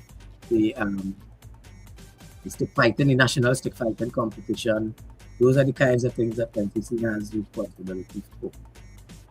Right? You know, a lot of people think that NCC is a cash cow that they could come by and get money. I want to tell you that NCC struggles to meet a lot of expenses. In fact, when I took up this position, I met debt in the NCC going all the way back to 2017. Right? And in the private sector with that kind of debt, that company would have been wound up for insolvency long term. Oh, yeah. And Peter, just as we go, anything that you would just like to add that you know that you felt that we did not ask that you would like the public to know about? Well, we encourage the public to come out and enjoy what the NCC is providing in the carnival space. It's of course free of charge to the public. In the two villages, even the stick fighting and so on, which by the way, the national stick fighting competition kicks off on the 30th of January in Miaro. And then the semi-finals go to Sandy Grande and the finals go to Moruga, and so on. So we are encouraging the public. This is your culture. Come out and participate and enjoy, but be safe. All right. Well, thank you very much for talking with us this morning on the Culture Corner. Thank you. No problem. Thanks a lot. Yeah. Okay. You got a lot of praises this morning, Mr. Kana. No booze at all. Okay. Okay. Thank you very much. Take care. Bye-bye. Have you guys been to any of the villages as yet? No, I haven't. I myself, I was probably said to come last night, but the rain kept me home. I'll probably pass in tonight. Okay. Limbo in the other one.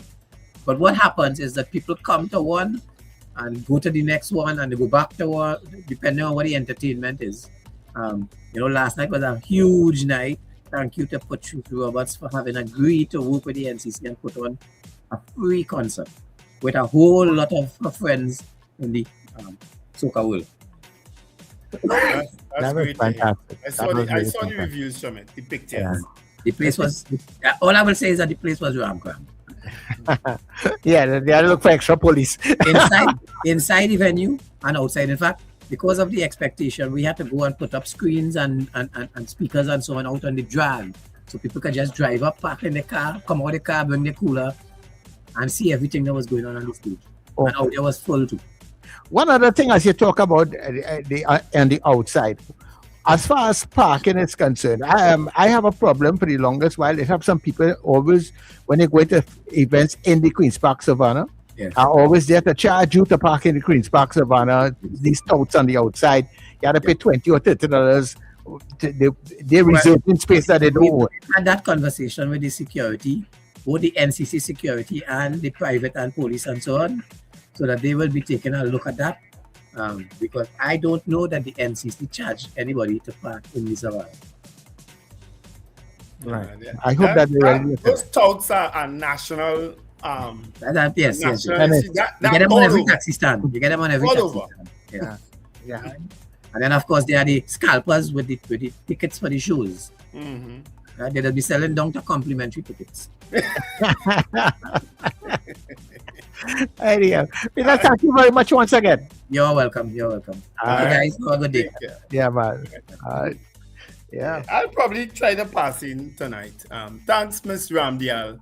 She said, go and buy food at Flavor and walk across to the village. This is an experience. Actually, it's because of my fear of crowds, why I kind of stay away from it. I didn't even used to go over the years. Over the years, I didn't actually used to go because one What thing fear of crowds went was parking. What fear of crowds went down? Me, I fear crowds. What fear crowds? I just have a... What crowds you fear, Wendell? Any kind of crowd. No, Wendell. You've been in the middle of the PNM whining in red. Who, you mad? The last time Hello? You'll be hosting the family day. You're mixing with all the crowds. That is... When you was in New York, when you was in New York at time, family when day, you was in New York at time, you're marching a protest. So what untruths are you protesting this morning? I know your business. Let me tell you something. But let me correct you. One, when I do in the PNM Sports and Family Day, I have a microphone and I'm in a central location. I'm never in the crowd. The one time I went in the PNM, in the middle of the crowd in the PNM Fest, somebody snatched my chain and I end up in a police station for the rest of the fest. You understand? Try to identify who this person was who snatched my chain. What else you want to know? The crowd that I was in Washington, D.C. with the protest, I just happened to be there and we see a crowd passing. We stand up on a stoop and we started to film them. And of course, I joined the back of the line and I followed. So that was no crowd. But carnival crowds are different, Richard. Of course, you will know. Anyhow, The only other crowd I went in was in St. Mary's Fed with you. And because I had a set of bodyguards around me, a set of people around me. All right, but let me just close off the culture quarter.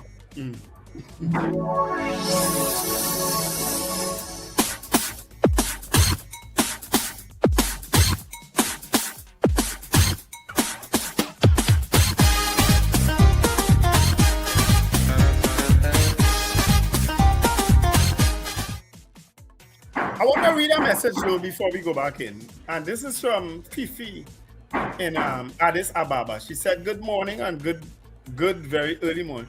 Wendell, it's only fair to let you know you do have quite a bit of admirers over here in Addis Ababa. They look at you on YouTube and the word is spreading. Happy Friday. Locked on in Addis Ababa. Yeah. What kind of curry favor dotishness I hear on radio this morning? I'm telling you, I got that message from Fifi, from Captain Roswell. Yeah, all right. So what kind of curry favor dotishness I have lots of admirers in Addis Ababa. I go in. Folks in Addis Ababa, Call us right now. Call us right. Hey, you. Yes, you. I'm talking to you. So you think I can sing, huh? Well, then be part of our Carnival Karaoke. You know what? I don't like that name. Let's call it Carnival Karaoke. Carnival Karaoke. We'll call it Karaoke.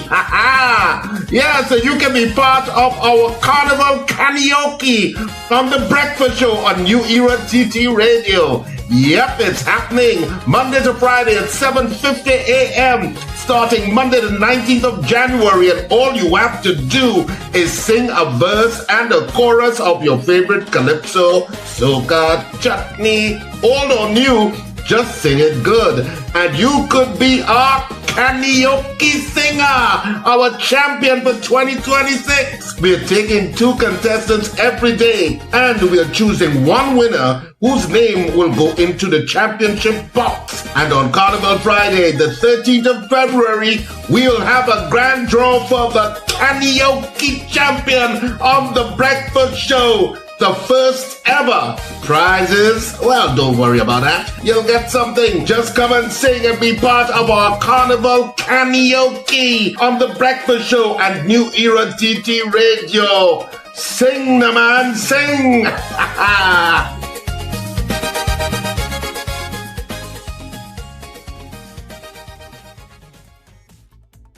A special good morning to Amanda and Damian Edwin, of course. Morning, Amanda and Damian. I was now going to call them out and say that they are contributing to the prize pool for the karaoke winner and karaoke winner. So they will be donating a case of beers, which will be collected at Rumbox. It's probably going to be Stag or Carib.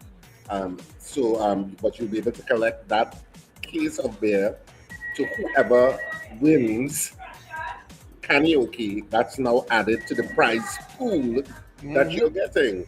Look at that. Yeah. The pool coming up. And if you want to add anything to the pool, people, you can help us by trading some stuff, right? We're not refusing anything. That way we're able to give more people prizes. But right now, you need to call and sing. 281-1315 or 299-5156. And I do apologize for the time because I forget about karaoke. Yeah, with Peter Canai there, and I just lost track of time. And Richard didn't remind me either. That's all right. I mean, we haven't spoken to an NCC chairman. Well, no, actually, we used to talk to Gypsy Man, was it? But we haven't gotten to speak to this NCC chairman before. So we took the opportunity to go a little longer with him. That's all right. Yeah. You know? So but karaoke is for people. I want somebody from Addis Ababa to call it. That's what I want this morning. One of my admirers in Addis Ababa, I want one of you to call it. Let's phrase it properly. One of your alleged admirers in Addis Ababa. I read that message straight out of Ethiopia, you know. That message comes straight from Ethiopia, you know. One of your alleged. It is alleged. Where everybody this morning, nobody in the karaoke this morning. But he didn't put up the numbers, which is helpful. 281-1315 and 299-5156. Is that the same number for our foreign callers too, Sir Charles? Yes, everybody. Addis Ababa, you can call on that number too. All right. Why anybody that call on the karaoke today going into the box because we have. I don't know what's going on. Yesterday. And the prize pool getting bigger. And the pool getting bigger. Come on, man. Let's play to sing this morning. So 281-1315, 281-1315. Come and sing your song and come good. There are plenty of prizes and more prizes coming in. Uh-huh. I'm sure Rumbox will throw something in at some point in time. Yeah, so 281-1315, 281-1315 or 299-5156. Sing na man, sing. Watch out, nobody to sing this morning. What, boy? I think a lot of people just got kind of confused with that Addis Ababa message, and they were like, what nonsense we hearing on this radio station? It just take a dive. Yeah, people say, I get chained up. My ego get chained up.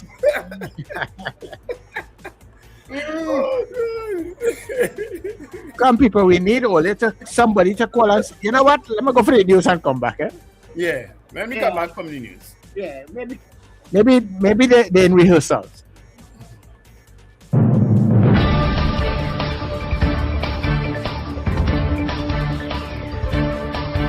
The news you need, the clarity you deserve. Local, regional, global. This is Net Radio News Now. This is News Now on New Era TT Radio and Guile Caribbean TV for Friday, the 23rd of January. I'm Derek McMillan. Thank you for joining us, everybody. All eyes are on the independent bench today as debate on the Law Reform Zones of Special Operations Bill 2026 reaches its climax in the Senate. The government needs the support of at least 4 independent senators to secure passage after the bill was approved in the lower house last Friday and rejected by the opposition.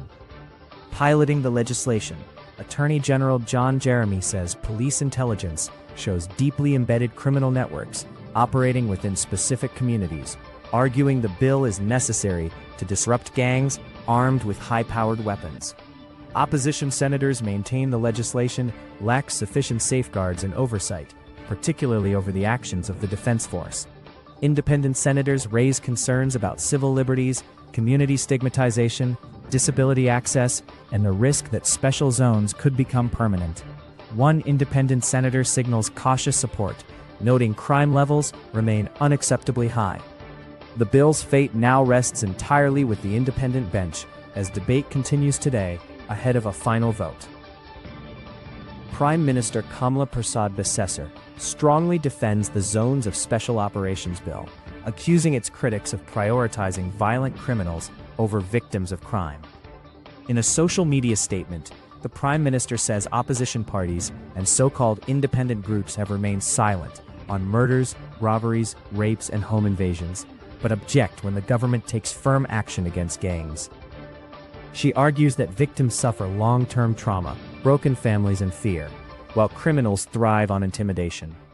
Persad-Bissessar says the government's duty is to protect law-abiding citizens and vows to instill fear in criminals, not communities. Former Prime Ministers Stuart Young and Dr. Keith Rowley pushed back, criticizing the Prime Minister's language and warning that the legislation could stigmatize communities and erode constitutional rights without adequate oversight. Independent Senator Anthony Vieira declines comment, saying he does not wish to inflame tensions as Senate debate on the bill continues today.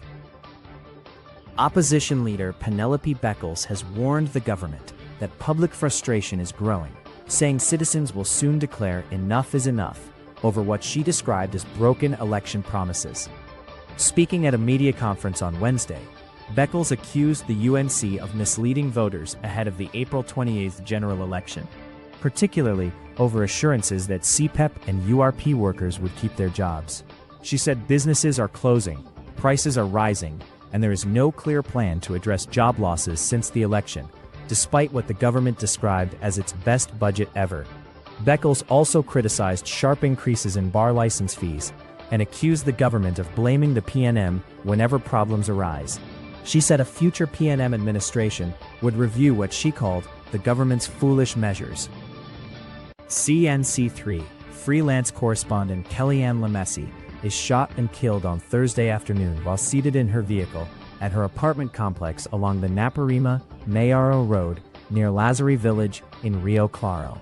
The mother of three is ambushed while parked in the yard of the apartment she was renting. Police say Lemessy is shot multiple times while in the driver's seat and is pronounced dead at the scene. The killing comes 7 months after her sister, Cassianne Lemessy, was murdered in a similar attack in Mayaro after being shot multiple times while driving. Police are investigating whether the two killings are connected. Investigators are also examining other matters involving the family, though police have not confirmed any link to Thursday's murder. Officers from the Rio Claro Police Station and the Homicide Bureau respond and continue investigations. Lemessy is remembered by colleagues and relatives as hardworking and dedicated. Vendors operating at the Carnival Center can now accept digital payments following the rollout of a point-of-sale initiative by the National Payment and Innovation Company of Trinidad and Tobago, in collaboration with the National Carnival Commission. The initiative allows vendors to accept debit and credit card payments in addition to cash, helping to speed up transactions and reduce the risks associated with cash handling during the busy carnival period. So far, 30 point-of-sale terminals have been distributed to vendors at the venue. In a statement, NPICTT said the rollout forms part of its wider mandate to expand access to national digital payment infrastructure across public events. The move is aimed at supporting small vendors and improving participation in the digital economy. In international news, France has seized an oil tanker in the Mediterranean, suspected of being part of Russia's sanction-busting shadow fleet. French President Emmanuel Macron said the vessel, named the Grinch, is under international sanctions and was suspected of flying a false flag. The French Navy, with support from allies including the UK, intercepted the tanker between Spain and Morocco. The ship was traveling from Russia's Arctic port of Murmansk and was reportedly operating under irregular registration. Western leaders say shadow fleet vessels are used to evade sanctions and help finance Russia's war in Ukraine. Ukraine's President Volodymyr Zelensky welcomed the seizure, calling it a necessary step to cut off funding for the conflict. And that is news at this time. That was News Now. Stay informed with New Era TT Radio, Net Radio, This carnival, the seas are calling. Production Sounds and Ace Limers Entertainment presents Foreign Exchange. Foreign Exchange. A carnival season boat ride like no other. I wanna be somewhere where the music is. Sunday, February 8th, 2026. Hearts Cut, Shakarama. Step aboard the Ocean Pelican and experience where soca meets the open water. Boarding 7 p.m. Sailing 8 p.m. Music by Production Sounds. D.O.C. Kevin Baker. Beats by Robin, Young Pro, and Bounty the Voice. DJ Eldon. And featuring International Steven. All the way from the U.S. Tier 1 tickets, $250. Tier 2 tickets, $300. Cooler included. No glass bottles allowed. Get your tickets now at islandetickets.com or call 29218-4747. Sunday, February 8th, 2026. Hearts Cut, Shakaramas. Foreign Exchange. With your bad energy. Jump into savings at Furniture Plus. Enjoy up to 40% off in-store and online. Find amazing deals on furniture, appliances, mattresses, and more. Plus extra discounts on credit plans and free gifts with select purchases. Save more at Furniture Plus today. End times is here. Are you prepared? Check us on New Era TT Radio or Net Radio with Brother Raka and Brother Yata Zakawa on Mondays from 7 to 8 p.m. End times is here. Stay tuned.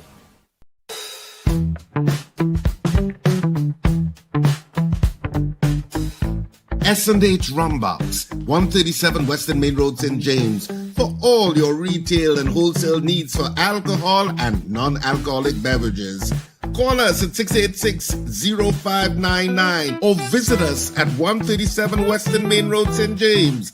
S&H Rumbox, drinking out of the box.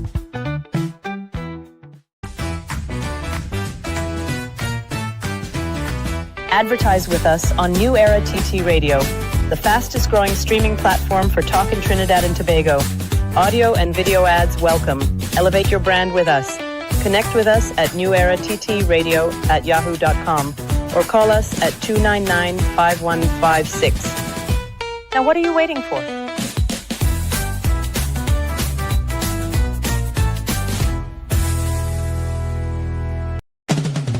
Hey you!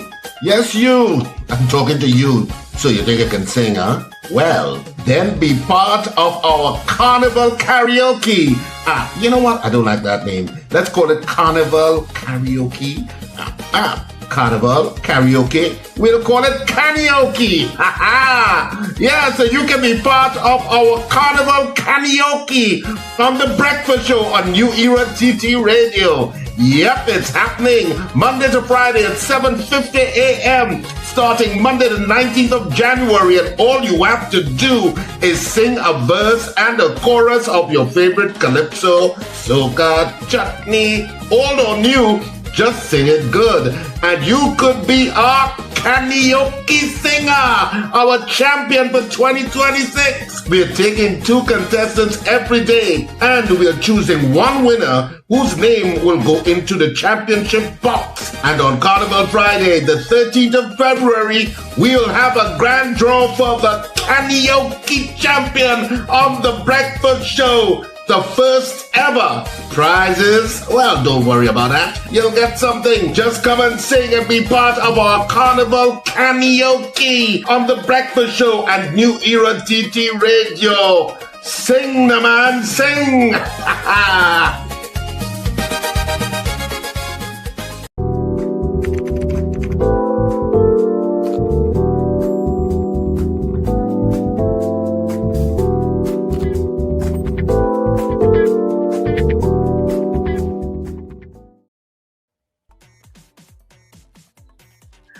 All right, so we are back here inside the final session on the Breakfast Show, New Era TT Radio and Gaia Caribbean TV. Sing, the man, sing. Yeah. All you have to show the prizes, then people will fall in line for that. That's Dean Allen. Scorpion Pepper asking, besides alcohol, what other prizes can be donated? Any prize. Any prize is a prize. Anything, man. We make anything into the prize. Sunshine don't sell alcohol, so no, we have sunshine. We have a couple hampers, some sunshine. Yeah. We have tickets to go movie town. And of course, we are there.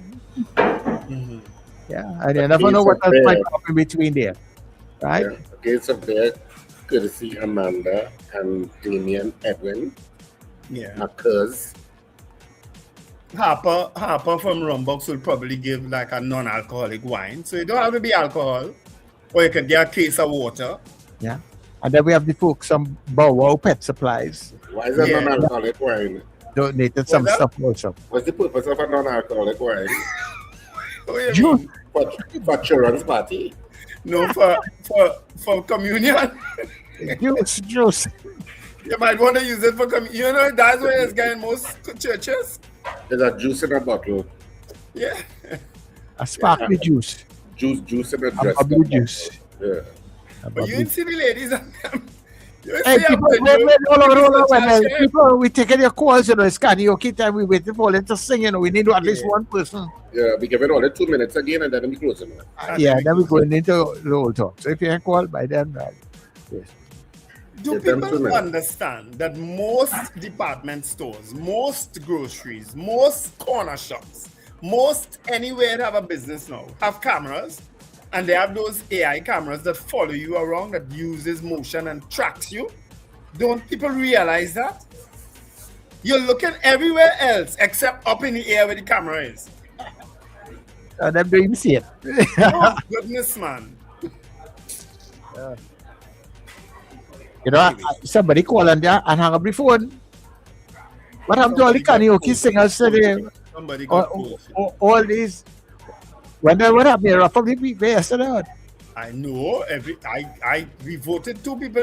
We voted 1 person. Miss Mendoza lost. She got called back today. If she called back, no. No, the good fair call, Dabadi. Yeah. You have no competition today. None. That's quiet. Anybody who call now going into your name going into the championship box. Yeah. Wait. So, well, they want me to go back on my Addis Ababa thing on. Somebody from Addis Ababa call now. Please, I want all you to get it. I'll personally bring your prize up. Yeah, I could see you traveling with that case of beer. You know, donkey years ago, I had a partner. He lived abroad. We moved to Los Angeles. As a matter of fact, the first time I ever left Trinidad and Tobago was to go to Los Angeles. I flew to Miami and then to Los Angeles. And this my partner. He's deceased now. He had moved. He left school early before school finished and went to live abroad with his parents. And he no, not with his parents. His parents lived here still. But anyway, he wanted me to bring up Carib for him when I was coming up. And I stupidly packed 6 Carib, a 6-pack of Carib in my luggage, not thinking anything at that time. Young boy, you understand? When I reached there, I had to wash all my clothes, you know. Carib bus. Oh, Lord. In the suitcase. And nothing all that smell like that today. Printers and beer. Yeah, nothing smell like beer. Their clothes, you know. So none was say? No. Hold on there, guys. I think we have somebody who called it to sing. Hold on. Call, good morning. Hello, I'm going to call you to sing now. What call us for then? This is karaoke time. Well, I just come to tell all you good morning and have a good day. And all you Wendell. Yes. On the PNM thing, right? No. We don't talk about PNM business right now, Mr. Grant. Call me back. I'm still trying to get somebody for karaoke today. What happened with the Calypso around the square, the MP this host? I ain't hear nothing about it since. Carol, call back now. Call now. Hey, hello, good morning. Hello. Yes, morning.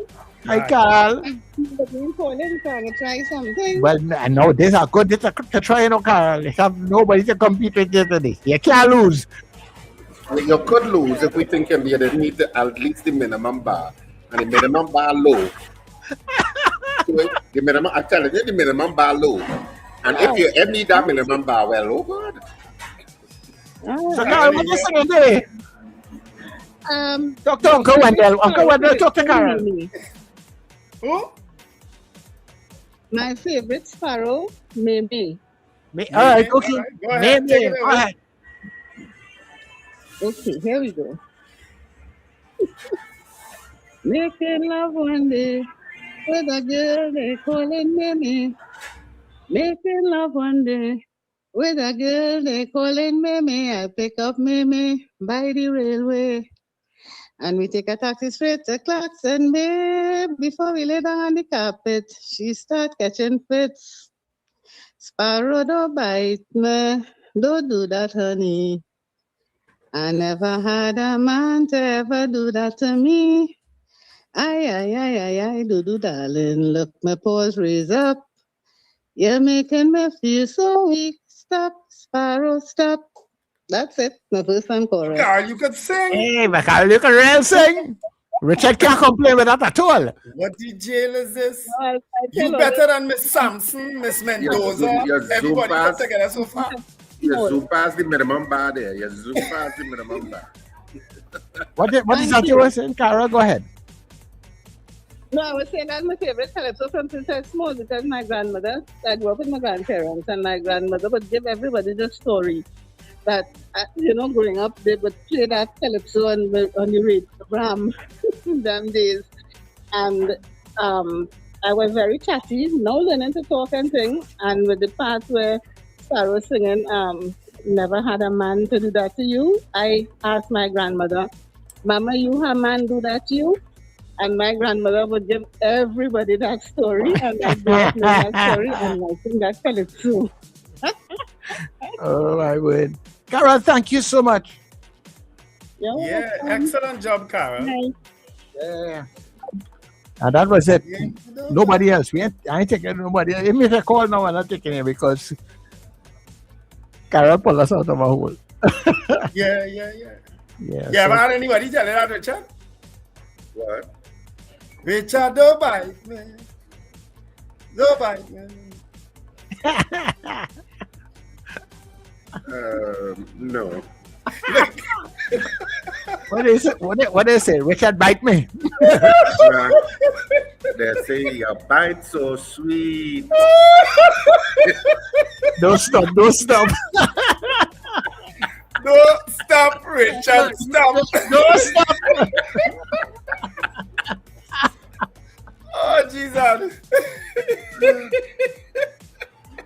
All right, Mr. Grado, let can call back and talk anything else. All they want to talk in the few minutes we have, right? We're not 3.5 past.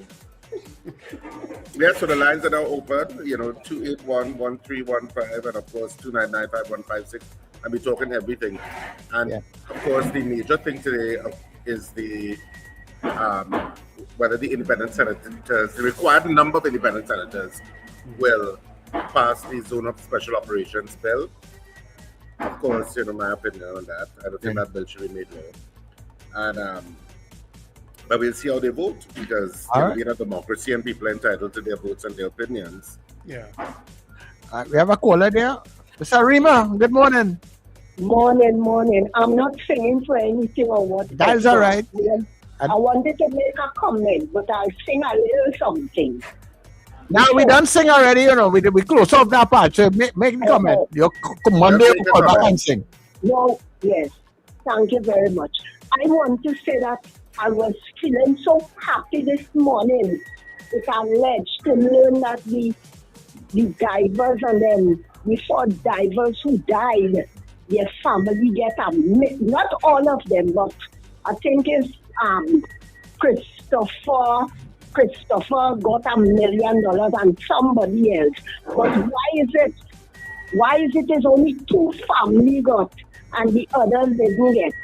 They say they had to fix up their papers or whatever, but I can't understand it because all the family were in grief and all now they're in grief to see that some family got money and the others didn't get. How they will feel now. So I don't like that part, but I'm so happy and glad to know that they received something. It could have been much more, right? $1 million, it could have been much more. I was thinking about everybody get a little 5 million, right? But they still get something. Praise the Lord. God loves everybody in due. Thank you. Okay, no problem. I don't think she right though, because this article says the families of the 4 divers who died, along with the lone survivor, so that is 5, Christopher Boudram, will each be awarded $1 million in extra payments. Yeah, but in one of the news reports, it was kind of Yeah, I think the Guardian said 2. yeah, it said 2. They One of them was presented kind to of, 2, but it's all families getting. yeah, but in one of the how they phrased it, I could see why she would say Yeah, why that would be them, but Yeah, nice. All of them. They phrased it. Yeah. Caller, good morning to you. Good morning, Sir Charles. Morning, Good morning. Morning, sir. Good morning. I just going to ask you one question. Which part of Trinidad and Tobago to do? You know they have a hotspot. I want everybody to answer. Which part have a hotspot or which part does not have one? Which part don't have a hotspot in Trinidad and Tobago today? You're very You right. answer that for me, and I just tell you for me. We just I answer don't that think for me. there's- Which part of Trinidad and Tobago do have a hotspot? Where I do? Right there. I am young Englishman. I can just say Babylon Street is very well. Like I tell you. What can we do to that? Say Lavanti, Brittany, Rosa. Today, we say every time which part of Trinidad and Tobago do have a hotspot. Because yesterday I was listening to Cry Much. And it was the same reporter here, who shut up in a car. Mr. Allen was interviewing, I think it was either the mayor, the council, somebody from the area. And he had said, we don't have any kind of thing up here. Every first time, only the first time, live. Yeah. You know what I'm telling you? Yeah. They tell me what part of Trinidad and Tobago have a hot spot. I just say, have a nice weekend, gentlemen. Yeah, all right. Anything happening anywhere in this wrong. Yeah. And It's not- anything is possible anyway. I saw just that say that if I think it was Mr. Roger that had answered. Roger said the only reason you're dead is because nobody wants you dead. If somebody wants you dead, it had to be no hotspot. And with what is being signaled, what is to stop? If I'm a gangster and I live in a let's say what they call in a hotspot, and I suspect my zone will be one that's going to be locked off, you really think I stay there? You really think I'm going to stay there? Caller, good morning. And blessed good morning to you, Sir Charles, Richard, and Wendell. How you all guys doing? Good? We all right. We're good. Nice. But for me, I just hope that they don't pass that law. And though they go still pass, they just need how much about 3 or 4 votes. Still to get it passed, but I really hope it don't pass. Because that's just infringing on the rights of people. Because I could see this whole thing going south. Morning. I could see this whole thing going south. Because this kind of zone thing, if she wants, she could love on the whole country. Infringing on people's rights. Remember, people can't go outside, and when they're doing this certain nonsense, nobody can protest. If you protest, they might want to lock you up all kind of jeopardness. But the zones up It's these one can't thing lock down after the the whole next. country. It can only lock down certain areas. Yeah. Yeah. I hear you. I still interest in them. In the morning, could get scared, the whole country is under lockdown. Just Yeah, well, and that, SOE can And do then that. when they giving her that full right, she feels she could do what she wants. She playing Trump. And then the next thing too, these migrants and them, they charging them $700. So when they pay the register $700, is it that they're not gonna deport them or anything like that? Because you know they say one thing and they go appeal it. Right now, she just doing a Mickey Mouse, just whatever Trump doing, she following. I want to know if Trump jump over a cliff, if she could jump over too. But anyway, that next talk by itself. All right, okay, no I just problem. don't know where this going. But the Prime Minister has been Yeah, unusually that's right. aggressive. I shouldn't say unusually. She obviously her version of her leadership this round is to be aggressive and to stay use inappropriate language to show that you're strong and you're big and you're bad. That's obviously her modus operandi. And the denigration of the independent senators did not help. But to me, if people show you who they are, believe them. And her aggressiveness in terms of trying to persuade people to pass this law is a reason why it should not be passed. Yeah. Because you are going to be the holder of that power. And your aggressiveness and your language being utilized indicates to me that you should not be the holder of that power. All right, let me say again bye to the folks on the Gael Caribbean stream, because I know they will be leaving us at around this time. So thank you very much and look forward to you rejoining us on Monday. Mr. Patrick. Yeah. Morning again. Morning. You know, I want to congratulate the government on the initiative to call all nationals wherever they're from to register. I find that was very good. You understand?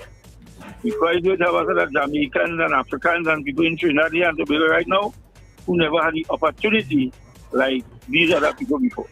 Right? So congratulate the government for that. Another thing. That's a good. I agree with you. I think that's good. I think they should open it to all migrants who are here. But I think the $700 is a bit. I think that's a bit much, because sometimes you especially with regard to the Venezuelans, you have families. You have some families like 2 and 3 children. So much is that going to cost one family? You know. So I just think it should be. It should be a reasonable amount, maybe 200 or something like that. You know. Well, they're supposed to make it $700 for a family. Yes, sir? Because sometimes you have about 5 or 6 people in a family. Yeah. But the greatest hotspot in Trinidad and Tobago right now is the Parliament. That's a Patrick. No, but the kind of draconian gangster behavior going on there. We need a zone of peace. God, that gangster behavior. How you going to come and you talking to the senators and them in that kind of intimidation tactic and bullying? That gangster behavior. You understand? So they need to check themselves properly. Do you have a pleasant weekend? Yeah, okay. All right. No problem. All right, Mr. Somebody saying that under 18, the $700 fee does not apply. So that's good. Okay. Good morning. Hi, good morning, gentlemen. No, I think that today will be one of the most important part in the history of Trinidad and Tobago.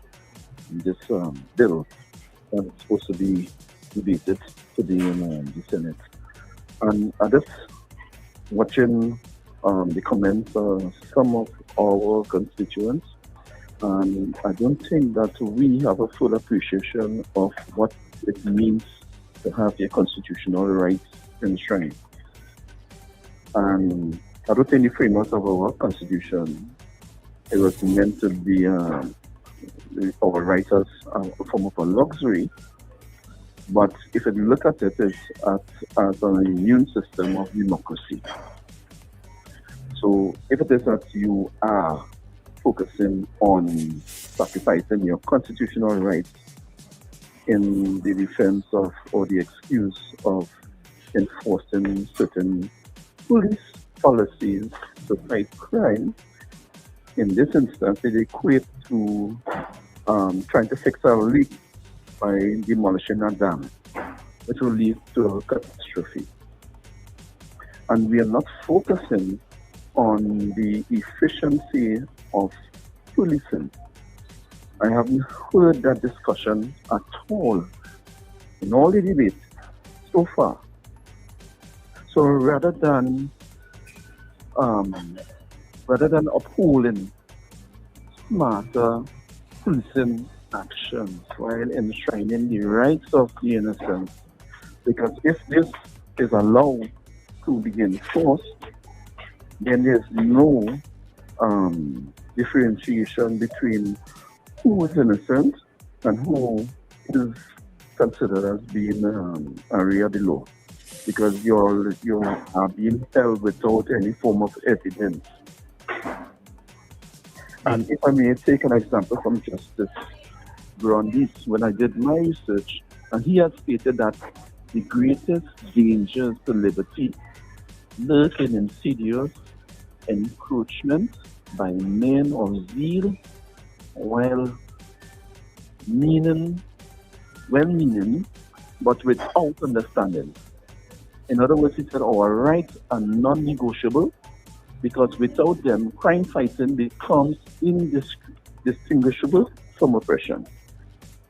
And there's no evidence I've seen so far within these last 9 months, let's say, in this state of emergency, where I have any trust in the policing or the administration. I use a perfect example of the woman, I can't remember her name, who's still incarcerated. Olive Jack. Comments, right? And a similar individual had made similar comments, was before the court, and she's out. And although this person prefer an apology, she's still before the court, incarcerated. Yeah. Right? Yep. Olive Jack, her name. What is her name? I think she only gets out when the state of emergency ends. Yes. Right? So there's nothing that I could bring forward as evidence to say that all my rights will be taken. Right? All I've seen is oppression. Okay, gentlemen? Yep.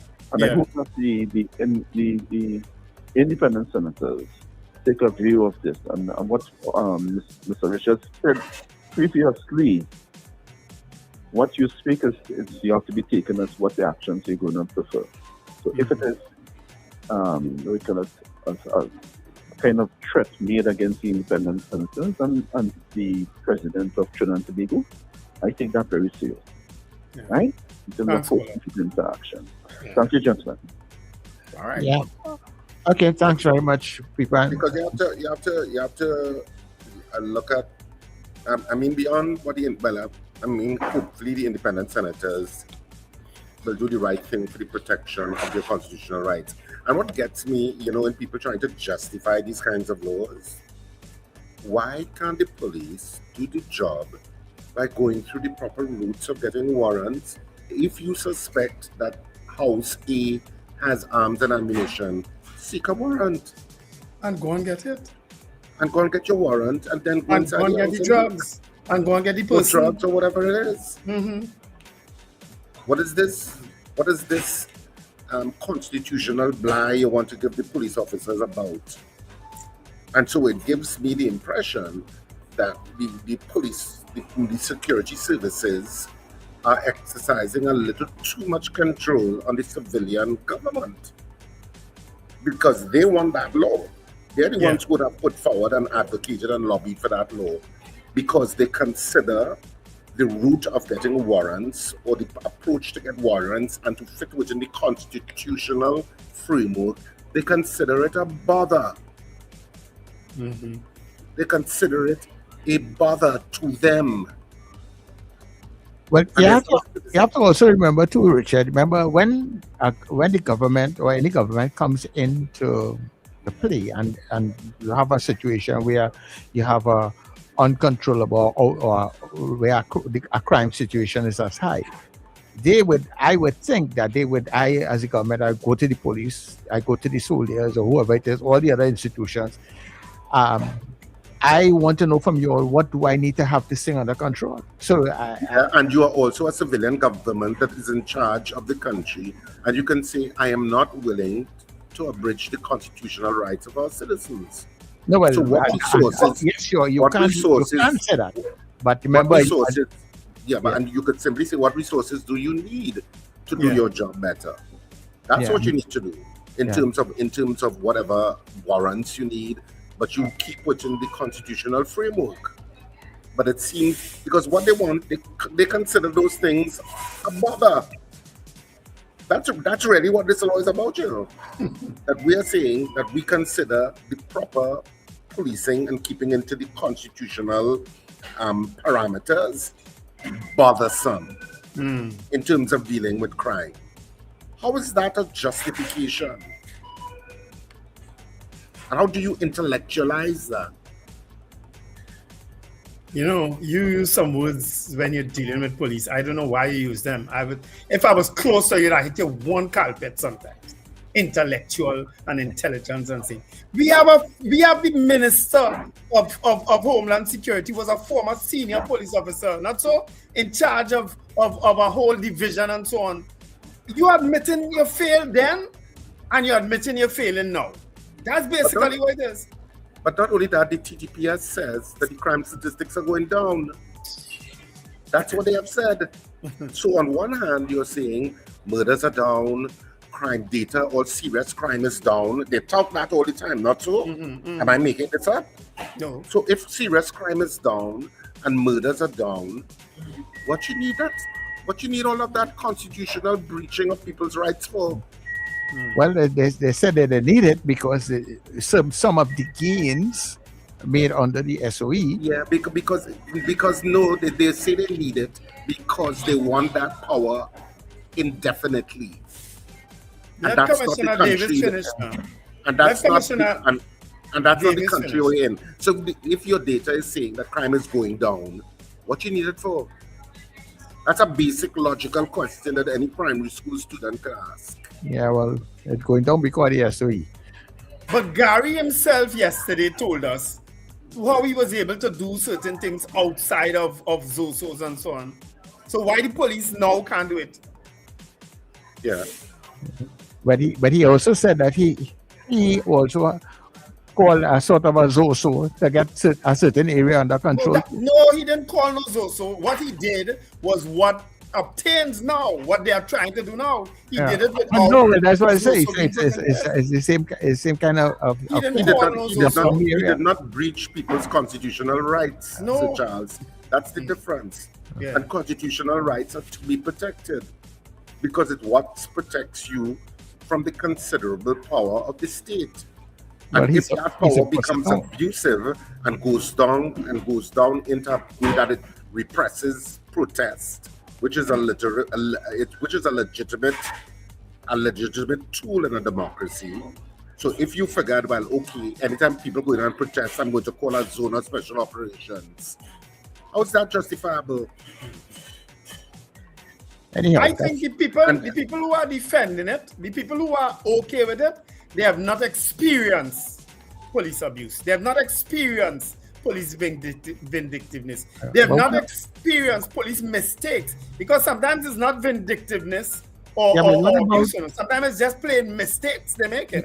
But what about people who are supporting it, who have experienced violence, who have experienced where their families and have been killed and the house have been invaded? Yeah, there are people who have experienced violence and are not supporting it, Sir Charles. Well, that's what I say. It could be across the board. We don't have that. So they're not supporting it. And so what do you go to? Yeah. You go to what the data says, and your data is saying crime going down.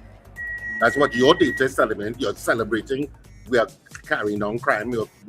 Even before this government came into power, they were saying crime was going down. All the serious crime was going down. So why do you need it? And in any case, do your job within the constitutional parameters, rather than giving one position that amount of power that could lead potentially to abuse. Anyhow, we wait to see how things work out today. At the end of it all, it's a Friday, people, and we gotta go. I have some stuff to go and try and get organized for the next program. Also, because you had to go, we had a hush. Oh, no, but okay, well, I can do it. So you're Richard can stand it. I just teased you. You're helping somebody, you're right. Anyhow, hold on. It's a Friday, baby. Stuck on you. I got this feeling down deep in my soul that I just can't lose. Doesn't know. Yes, I'm on my way. DJ Jazzy on the remix, baby. Needed a friend. Hey. And the way I feel now, I guess I'll be with you till the end. South Africa to the world. Yes, I'm with your mama gave ya. Hey. Your weakest sauce right here, baby. Right here, baby. Yeah. I swear that last man who was dancing in that video looked like Richard. Richard, that's how you was dancing, you know, right? No, I dance much better than that. Folks, have an absolutely wonderful weekend. Be careful on the roads. Look out for the young ones. Remember to let go and let God. Yeah, and of course, New Era TT Radio continues on newerattradio.com and New Era TT Radio on TuneIn. And of course, exciting programming throughout the day, every single day, including the end of times. Andre PH, I want to answer. I think they already do, because you can, in pursuit of someone, enter a place without a warrant. Not so, Richard? If you think you that have there is strong suspicion that a crime is something, taking yes, a crime is taking place inside, yes, you can enter. Right. So they already have it, and they're not using it. Yeah, but that's in pursuit, eh? No, but if you have a suspicion, if I'm out in the road and you run in somebody, how is it can pursue it? No, not only in pursuit. Yeah. Once they have a reasonable, like they go to a house for whatever reason, and they suspect that something is happening in the house, they can enter. Yeah, they can. I mean, like if somebody's being, for example, you go to a house and you think somebody's being murdered in the house, or somebody's in harm's way, they can enter. Yeah, without the warrant. That already obtains. But say what? We'll see what happens today, people. Monday we'll be speaking with who? Well, we certainly try to get somebody to deal with the results. So you didn't have anybody, so you just started to talk without engaging your brain. Hold on, because I'm giving you on Charles' homework now. when the bill is debated and voted on today, we are going to have an interview relevant to that. Okay? So you all follow it, please, and come with a suggestion for Monday, please go, right? Bye-bye. Try and get the Prime Minister. Well, that would be perfect, but we could try to get... Or an independent senator. I will work on the Commissioner of Police again, who responded that he doesn't mind doing the interview. But he's because just waiting. I guess he's waiting on today too. You know, which is why laws matter. I know sometimes people are disconnected from the process of laws, and some people may find it boring and they don't really want to follow it. But laws matter in how they affect your life. That's what, when you are elected in a government, you give them the power to affect your life. That's what you do. And so, depending on how independent senators vote today, you could have, you could move into a situation like Jamaica, where and from their data, if you look at their data, they had an increase in police killings. So, would that replicate here? Yeah, and is that what we want? Is that what we want? Well, maybe some people do. I don't know. Maybe some people want that. But certainly, I mean, I think right-thinking citizens would not want that. You want due process to take place. When you start to stray too far from due process and the tenets of protection and the lines drawn and checks and balances, all sorts of things start to fail. And when leaders try to intimidate institutions to get their way, well, you can see what happens. It's happening already in the United States. Yep. Look at what's happening with ICE. Look at what's happening with innocent people in the United States. Just take a look. Anyway, it is what it is. I'm going Addis Ababa. That's where I'm going. Addis Ababa. Yeah, because plenty of people there want you. Anyway, have a fantastic day, whatever you do. And in spite of all of what we talk about today, still remember to smile and laugh, because it's great for your health. Keep positive and try to make it a better world in your own little space.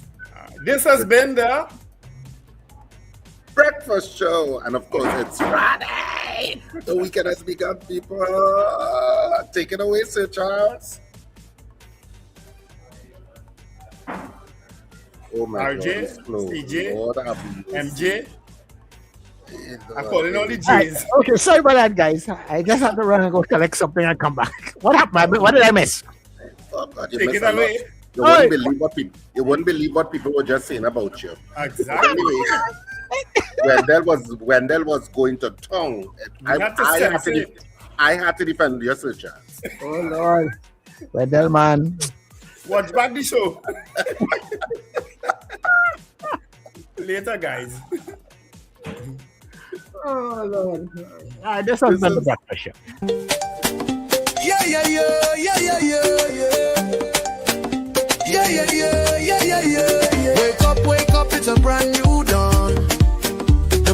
show, got the vibes turned.